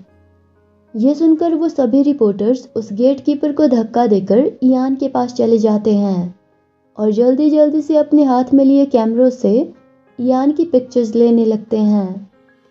रिपोर्टर्स की उस भीड़ को ऐसे अंदर घुसकर आते हुए देखकर मैडेलिन बहुत हैरान हो गई थी और उन रिपोर्टर्स को अपनी मर्जी से ही इयान की पिक्चर्स लेते हुए देखकर मैडेलिन थोड़ा घबरा भी गई थी। इसीलिए वो इयान को प्रोटेक्ट करने के लिए इयान के पास आकर खड़ी हो जाती है और अपनी एक बाजू को इयान के आगे करके उन सभी रिपोर्टर्स को इयान के करीब आने से रोकती है। क्योंकि ये साल 1918 की बात हो रही है, तो उस वक्त ज़्यादातर जॉब्स आदमी ही करते थे और इयान की पिक्चर्स ले रहे वो सभी रिपोर्टर्स भी आदमी ही थे। इसीलिए एक लेडी को इयान के पास खड़े देखकर वो सभी रिपोर्टर्स इयान के और करीब नहीं जाते हैं और थोड़े दूर से ही इयान की पिक्चर्स लेते हुए उससे सवाल करने लगते हैं। वो सभी रिपोर्टर्स इयान से पूछते हैं कि क्या आप ही लॉर्ड इयान नॉटिंघम हो, वही सोमी बैटल की लड़ाई लड़ने वाले वॉर हीरो? क्या वॉर से वापस आने के बाद अब आप नॉटिंघम हाउस होल्ड का हेड बनकर अपनी बाकी की जिम्मेदारियों को संभालने के बारे में सोच रहे हैं? क्या आपके साथ खड़ी ये यंग लेडी आपकी मंगेतर है? वो सभी रिपोर्टर्स लगातार इयान की पिक्चर्स क्लिक करते हुए इयान से सवाल पूछते रहते हैं, पर उन रिपोर्टर्स की कैमरास की फ्लैश की वजह से इयान की हालत बहुत ख़राब हो रही थी। इयान को देखकर ऐसा लग रहा था मानो वो बेसुध सा होकर वहाँ पर खड़ा हो। कैमरास की फ्लैश और पिक्चर्स के क्लिक होने के साउंड की वजह से इयान को फिर से अपने वॉर के समय की याद आती है। साल 1914 से लेकर लगभग साल 1918 की शुरुआत तक इयान बैटलफील्ड में ही था। इसीलिए इतने समय में एक साथ लड़ते लड़ते वहाँ पर इयान के और भी दोस्त बन गए थे और इयान के उन्हीं दोस्तों में से एक दोस्त वॉर फ्रंट में कैमरा लेकर आया था। ये देखकर इयान ने उससे पूछा था कि भला वो कैमरा लेकर वॉर फ्रंट में क्यों आया है। इस पर इयान के उस दोस्त ने इयान को जवाब दिया था कि उन्हें अपनी बहादुरी की कुछ यादें तो इस कैमरा के अंदर कैद करनी ही चाहिए। ऐसा कहकर इयान के उस दोस्त ने इयान और अपने बाकी साथियों की बहुत सारी पिक्चर्स क्लिक की थी। ये देखकर इयान ने हंसते हुए उससे कहा था कि ठीक है, बस इन पिक्चर्स की वजह से अपने आप को कुछ ज़्यादा ही बहादुर समझना मत शुरू कर देना। ऐसा कहकर इयान मुस्कुराकर कैमरा की तरफ देखता है और अपने बाकी साथियों के साथ पिक्चर्स क्लिक करवाता है। प्रेजेंट में उस समय अपने दोस्तों के साथ बिताए उस खूबसूरत पल के बारे में याद करके इयान अपने आप से कहता है कि लेकिन खूबसूरत चीज़ें हमेशा ही मुझे दर्द दे जाती है, क्योंकि अब मैं खुद बहुत ही भद्दा बन चुका हूँ। ये सब बातें सोचने की वजह से इयान का वॉर का वो ट्रॉमा और भी बिगड़ने लगा था, जिसकी वजह से उसे सांस लेने में भी परेशानी हो रही थी और उसे अपने सीने में भी दर्द महसूस हो रहा था। इयान की हालत लगातार बिगड़ती जा रही थी, पर वो रिपोर्टर्स अभी भी उससे सवाल पूछे जा रहे थे। पर तभी अचानक से इयान को हेलुसिनेशंस होने लगते हैं, जिसकी वजह से उसे अपने सामने खड़े चिल्लाकर उससे सवाल पूछने वाले उन रिपोर्टर्स की जगह पर बहुत सारे मरे हुए सैनिक दिखाई देने लगते हैं। वॉर में उनमें से कुछ सैनिकों की आंखें चली गई थी और कुछ के चेहरे जल गए थे और वो सभी सैनिक इयान को लेफ्टिनेंट कहकर पुकारते हुए लगातार इयान से मदद मांग रहे थे और इयान को उन्हें बचाने के लिए कह रहे थे। उस भ्रम में उन सभी जख्मी सैनिकों की दर्द में कराहने और लगातार इयान से मदद मांगने की आवाज़ें सुनकर इयान उस भ्रम में उलझने लगता है और उन सभी जख्मी सैनिकों की हालत के लिए अपने आप को दोषी मानकर उन सब से कहने लगता है कि ये मेरी गलती है। ऐसा कहकर इयान बार बार सॉरी कहकर उन सभी सैनिकों से माफ़ी मांगने लगता है। और जितना ज़्यादा इयान अपने भ्रम में उलझता जाता है, उतना ही ज़्यादा उसका भ्रम और भी गहरा होता जाता है। पहले उसे वॉर के दौरान उन जख्मी सैनिकों की मदद ना कर पाने और उनकी जान ना बचा पाने का गिल्ट बेड़ियों की तरह जकड़ रहा था। पर जैसे जैसे इयान उस भ्रम में और उलझता गया और उसका वो भ्रम और गहरा होता गया, तो फिर अब इयान को अनगिनत सैनिकों का लगातार बढ़ता हुआ ढेर उसके सामने दिखाई देने लगता है। उन सब सैनिकों की हालत बहुत खराब थी। वो सभी वॉर में अपने शरीर के कई अंग गंवाने की वजह से बहुत दर्द में थे, और वो सभी सैनिक इयान को उनके इतने दर्द में होने के लिए दोषी मानते हुए बार बार इयान से पूछ रहे थे कि उसने उन्हें क्यों बचाया।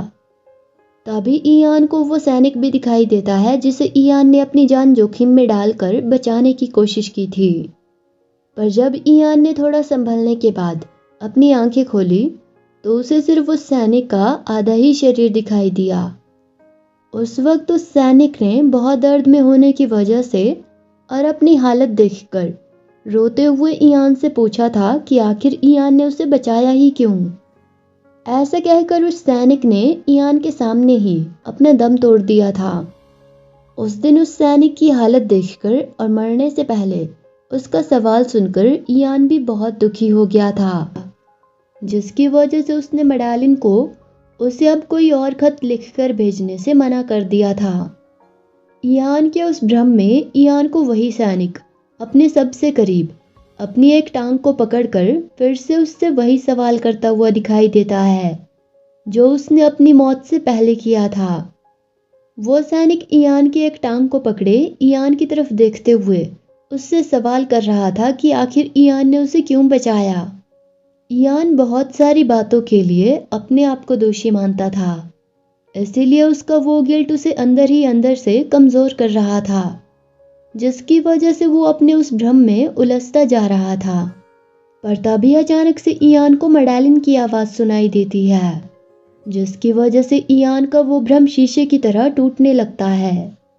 भ्रम की वजह से अब तक इयान को उन रिपोर्टर्स की भीड़ की जगह पर उन सैनिकों का ढेर दिखाई दे रहा था। पर उन रिपोर्टर्स को इयान की बिगड़ती हुई हालत देखकर भी लगातार इयान से सवाल करते देखकर मडालिन बहुत गुस्सा हो गई थी। इसीलिए वो इयान के आगे आकर खड़ी होकर उन रिपोर्टर्स को इयान की पिक्चर्स क्लिक करने से रोक देती है, और फिर उन रिपोर्टर्स को डांटते हुए उनसे पूछती है कि आपको क्या लगता है कि आप क्या कर रहे हैं। मडालिन के उन रिपोर्टर से कही हुई ये बात सुनकर और मडालिन के इयान के सामने आकर खड़े होने की वजह से इयान का वो भ्रम टूटने लगा था। पर अब वो रिपोर्टर्स उन्हें रोकने के लिए इयान के सामने खड़ी हुई मडालिन की पिक्चर्स क्लिक करने लगते हैं। ये देखकर मडालिन उन रिपोर्टर्स से कहती है कि आप सबका ये बिहेवियर बिल्कुल भी ठीक नहीं है, इसीलिए अगर आप सभी इस बात को और आगे नहीं बढ़ाना चाहते हैं तो प्लीज आप सभी चुपचाप यहाँ से अभी के अभी चले जाएं। उन रिपोर्टर्स से ऐसे कहने के बाद मडालिन पीछे मुड़कर इयान की तरफ देखती है और फिर इयान से पूछती है कि क्या वो ठीक है। इयान से ऐसा पूछने के बाद मडालिन इयान के बैसाखी पकड़े हुए हाथ के ऊपर अपना हाथ रखकर इयान की तरफ देखती है। Stress, depression, war trauma, guilt और ऊपर से उन रिपोर्टर्स के ऐसे जबरदस्ती अंदर घुसकर इयान से लगातार सवाल पूछने और उसकी पिक्चर्स क्लिक करने की वजह से इयान की हालत बहुत खराब हो गई थी, जिसकी वजह से उसे सांस लेने में परेशानी हो रही थी। इसीलिए वो अपने एक हाथ से अपने सीने को पकड़कर खड़ा हुआ था। पर जब मडालिन इयान को संभालने के लिए अपने दोनों हाथों से उसकी बाजू को पकड़ती है, तो ये देखकर इयान मडालिन की तरफ देखने लगता है। तभी मडालिन इयान की आंखों में देखते हुए हल्का सा मुस्कुराकर इयान से कहती है कि वो फिक्र ना करे, सब कुछ बिल्कुल ठीक है और वो भी बिल्कुल सेफ है। ऐसे कहकर मडालिन इयान से कहती है कि वो धीरे धीरे सांस लेने की कोशिश करे। मडालिन की ये बातें सुनकर इयान बाकी सभी बातों को भूलने की कोशिश करते हुए अपनी सांसों पर फोकस करने की कोशिश करता है, जिसकी वजह से इयान का वो भ्रम दूर हो जाता है और उसका स्ट्रेस भी थोड़ा कम हो जाता है। अब इयान की हालत थोड़ी ठीक हो गई थी, इसीलिए वो बोलने की कोशिश करते हुए थोड़ा रुक रुक कर मडालिन से कहता है कि मैं ठीक हूँ। ऐसे कहकर इयान मडालिन से अपनी बाजू छुड़ाकर पीछे हटा लेता है। पर अभी भी ईयान की हालत ठीक नहीं थी। उसकी सांसें अभी भी बहुत फूली हुई थी। इसीलिए ईयान को अपना हाथ छुड़ाकर वहां से जाते हुए देखकर मैडेलिन भी जल्दी से ईयान के पास जाकर ईयान से कहती है कि मुझे भी तुम्हारे साथ चलने दो। ऐसे कहकर मैडेलिन ईयान को सहारा देने के लिए ईयान को उसके एक हाथ से पकड़ लेती है। पर जैसे ही मैडेलिन अपने दूसरे हाथ को ईयान की पीठ पर रखने वाली थी, तभी अचानक से मैडेलिन की नज़र ईयान के चेहरे पर जाती है। ईयान को इतना खामोश और उदास देखकर मैडेलिन थोड़ा घबरा जाती है, क्योंकि उसकी पिछली जिंदगी में भी ईयान अपने चेहरे पर हमेशा ऐसे ही एक्सप्रेशन रखता था।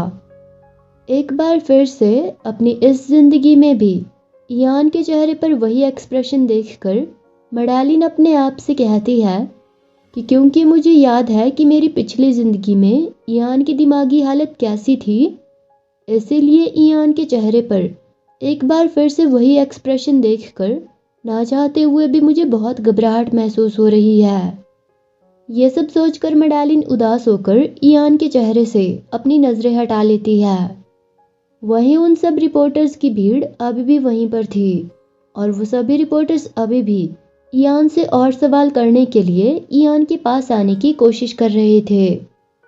पर अब तक नॉटिंघम मैनर के और भी गार्ड्स उन्हें रोकने के लिए वहां पर आ गए थे और वो सभी गार्ड्स उन रिपोर्टर्स को ईयान के पास उसके पीछे जाने से रोक रहे थे। मैडेलिन जो ईयान को सहारा दिए ईयान के साथ वहां से जा रही थी, पीछे से उन रिपोर्टर्स के चिल्लाने की आवाज़ें सुनकर फिर से अपने मन में अपने आप से कहती है, पर मैं समझ सकती हूँ कि उन रिपोर्टर्स की वजह से आज ईयान को किस हालत से गुजरना पड़ा।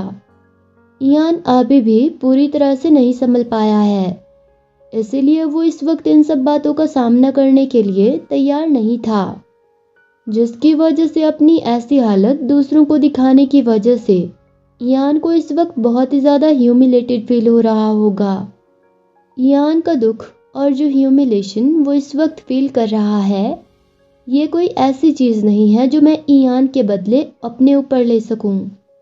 ईयान को ये सब अपने आप ही सहन करना होगा। अगले दिन सुबह न्यूज़पेपर में ईयान और मैडेलिन की पिक्चर छपती है, जिसमें मैडेलिन ईयान के आगे आकर उसे उन रिपोर्टर्स से प्रोटेक्ट कर रही थी।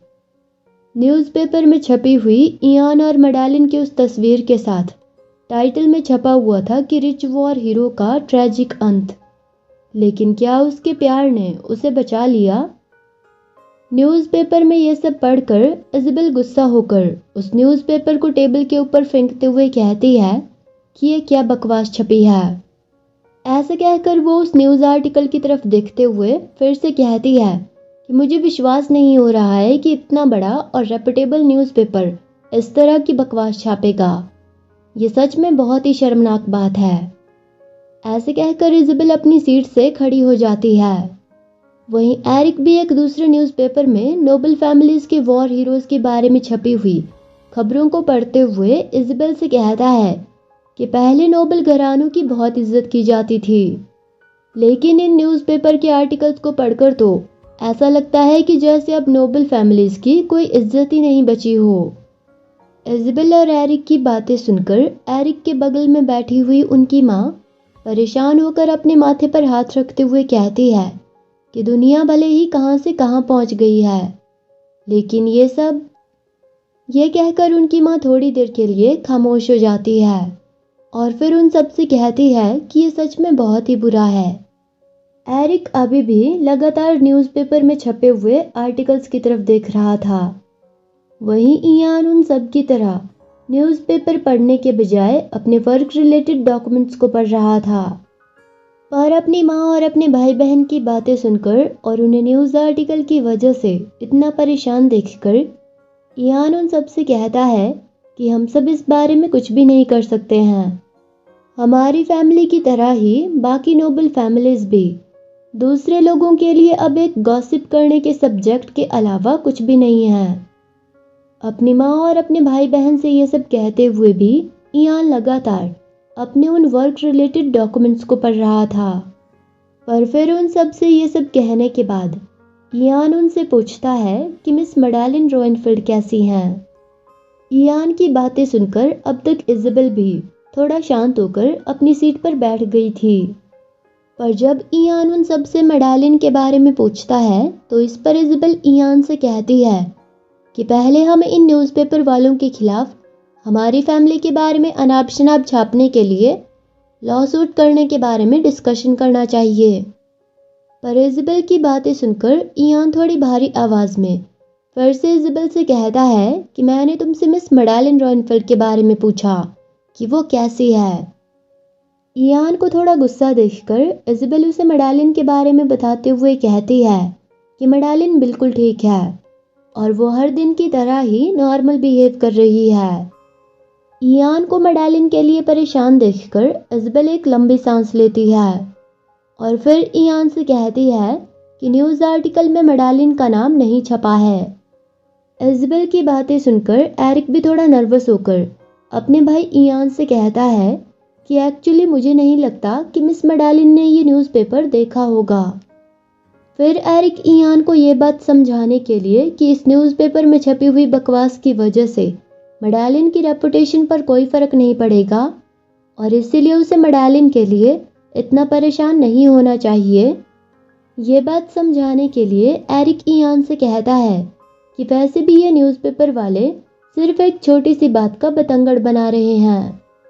भला एक नर्स के एक मरीज की मदद करने के लिए आगे आने में ऐसी कौन सी बड़ी बात है। पर एरिक की बात सुनकर इज़ाबेल गुस्से में एरिक को घूरने लगती है और फिर एरिक को घूरते हुए उससे पूछती है कि एक मरीज। इज़ाबेल को गुस्सा देखकर एरिक थोड़ा घबराते हुए इज़ाबेल से कहता है कि मेरे कहने का मतलब था कि ईयान अभी पूरी तरह से ठीक नहीं हुआ है, इसीलिए इस वक्त हमें ईयान की रिकवरी पर ध्यान देना चाहिए। पर एरिक को इस तरह से बात बदलकर बहाना बनाते हुए देखकर इज़ाबेल और भी ज़्यादा गुस्सा हो जाती है और गुस्से में अपनी सीट से उठकर एरिक के नज़दीक आकर वहां रखे हुए टेबल पर जोर से अपने दोनों हाथ पटकती है। फिर इज़ाबेल गुस्से में एरिक की तरफ देखते हुए चिल्लाकर उससे कहती है कि एरिक, क्या अपने भाई के पक्ष में तुम्हें सिर्फ यही कहना है?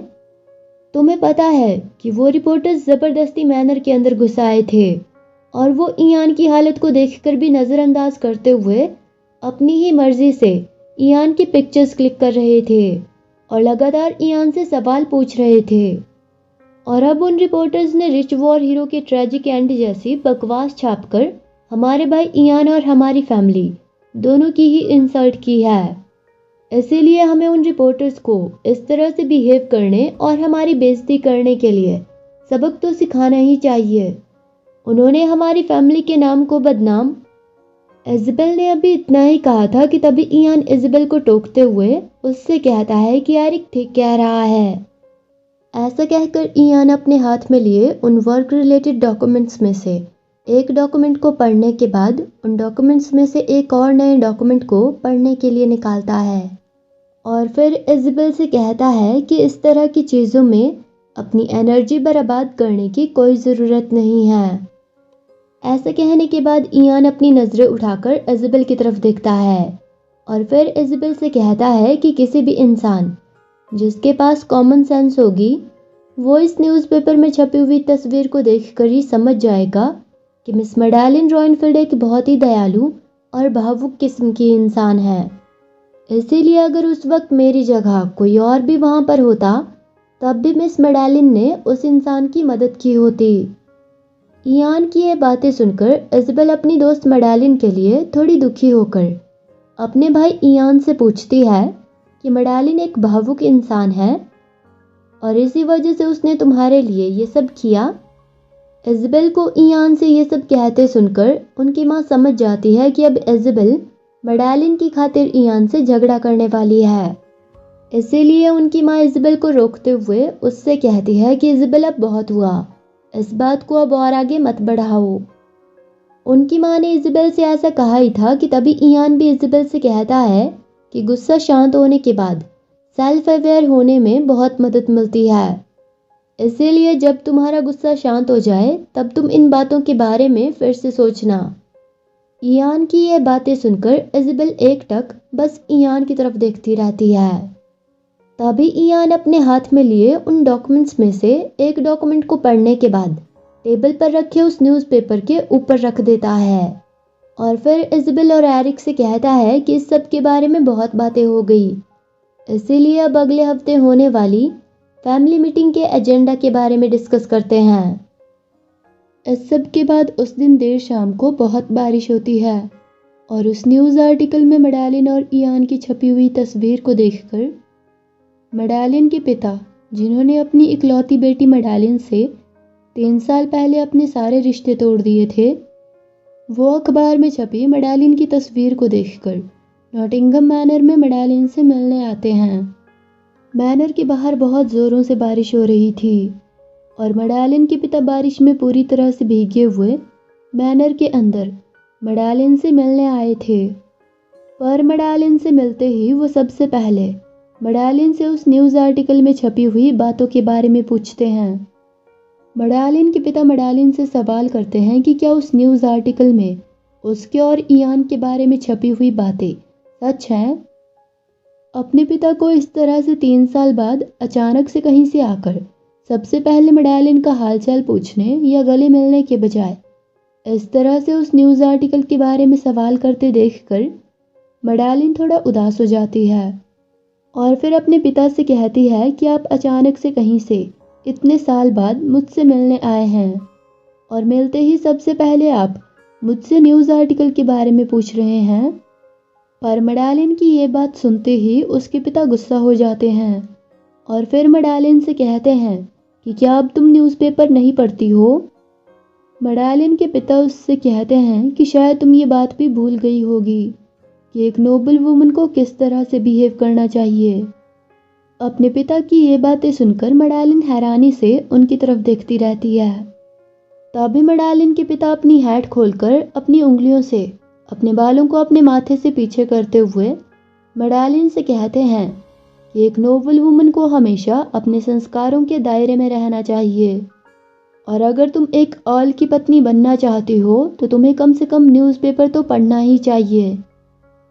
मेडेलिन खामोशी से अपने पिता की सारी बातें सुनती जा रही थी, पर तभी उसके पिता उससे कहते हैं कि अखबार में छपी अर्ल इयान नॉटिंघम की वो तस्वीर देखकर ऐसा लगता है कि वो बिल्कुल सही सलामत वॉर से लौटकर नहीं आए हैं। उनका आधा चेहरा जला हुआ था और उन्होंने अपने हाथ में बैसाखी भी पकड़ी हुई थी। लेकिन मेडेलिन, तुम्हें पता होना चाहिए कि शक्ल सूरत शादी के मामले में उतनी ज़रूरी नहीं होती। अब तक अपने पिता की बातें सुनते सुनते मेडेलिन को गुस्सा आने लगा था, इसीलिए वो अपने गुस्से को कंट्रोल करने के लिए वहीं अपने पास रखे टेबल क्लॉथ को अपनी मुट्ठी में पकड़ती है। मेडेलिन के पिता के गीले कपड़ों और जूतों की वजह से वहाँ फर्श पर बहुत सा पानी गिर गया था, इसीलिए मेडेलिन के पिता उस जगह से थोड़ा सा हिलकर थोड़ा दूर हो जाते हैं और फिर से मेडेलिन से कहते हैं कि नॉटिंघम फैमिली बहुत अमीर है। उनके पास सिर्फ एक नोबल फैमिली होने का टाइटल ही नहीं है, बल्कि इसके अलावा ये शानदार नॉटिंघम मैनर और ये पूरी दूर दूर तक फैली एस्टेट भी है। मेडेलिन के पिता उससे कहते हैं कि यहाँ तक मैंने सुना है कि नॉटिंघम फैमिली अमेरिका से भी बहुत पैसे यहाँ लेकर आ रही है। नोबल टाइटल, घर, जागीर और पैसों का लालच देने के बाद मेडेलिन के पिता उसे इयान से शादी करने के लिए कन्विंस करते हुए कहते हैं कि वॉर में जाने से पहले इयान नॉटिंघम बहुत हैंडसम था, इसीलिए मुझे पूरा यकीन है कि उससे शादी करने के बाद तुम्हारे बच्चे भी बहुत सुंदर पैदा होंगे। ये सब कहकर मेडेलिन के पिता उससे कहते हैं कि बल्कि मुझे तो लगता है कि एक तरह से सब कुछ बहुत ही अच्छा हुआ। अब जब अर्ल इयान नॉटिंघम में इतने नुक्स पड़ गए हैं तो अब हमारे पास अपने आप को उससे कम या फिर नीचा समझने का कोई कारण नहीं बचता है। पर अपने पिता की ये बात सुनते ही मेडेलिन के सब्र का बांध टूट जाता है और मेडेलिन का गुस्सा और भी ज़्यादा बढ़ जाता है। तभी मेडेलिन के पिता फिर से उससे कहने लगते हैं कि इसीलिए इस वक्त जब तुम अभी भी खूबसूरत हो तो तुम्हें जल्दी से अर्ल इयान नॉटिंघम से शादी। मेडेलिन के पिता ने अभी इतना ही कहा था कि तभी मेडेलिन अपने गुस्से को कंट्रोल करने के लिए अपनी मुट्ठी में पकड़े उस टेबल क्लॉथ को छोड़ देती है और फिर टेबल के पास की दीवार पर गुस्से में जोर से पंच मारती है। दीवार में जोर से पंच मारने और गुस्से में होने की वजह से मडालिन का वो हाथ बहुत कंपकपा रहा था।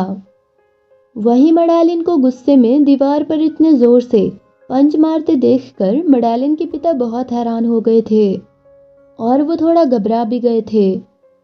पर तभी मडालिन टेबल पर अपने दोनों हाथ पटकते हुए अपने पिता से कहती है कि अगर वो फिर से कभी इस बारे में उससे बात करने यहाँ आए तो जो पैसे वो उन्हें हर महीने उनके खर्चे के लिए भेजती है वो उन्हें वो पैसे भेजना बंद कर देगी। मडालिन की ये बात सुनकर उसके पिता बहुत घबरा जाते हैं और फिर हैरानी से मडालिन से पूछते हैं कि क्या। तभी मडालिन अपने पिता की तरफ देखते हुए उनसे कहती है कि वो उसकी बात ध्यान से सुने। ऐसा कहकर मडालिन उनसे कहती है कि वो उनकी बकवास बातों में आकर ऑल इयान नॉटिंघम से शादी नहीं करेगी। मडालिन की ये बात सुनकर उसके पिता बहुत हैरान हो जाते हैं, पर मडालिन के पिता के पीछे उस कमरे का वो दरवाज़ा हल्का सा खुला था, जिसकी वजह से उनकी आवाज़ें कमरे से बाहर जा रही थी। इसीलिए जब मडालिन गुस्से में अपने पिता से कहती है कि वो उनकी बातों में आकर ऑल इयान नॉटिंघम से शादी नहीं करेगी, तो उसकी वो बात भी कमरे से बाहर तक सुनाई दे जाती है।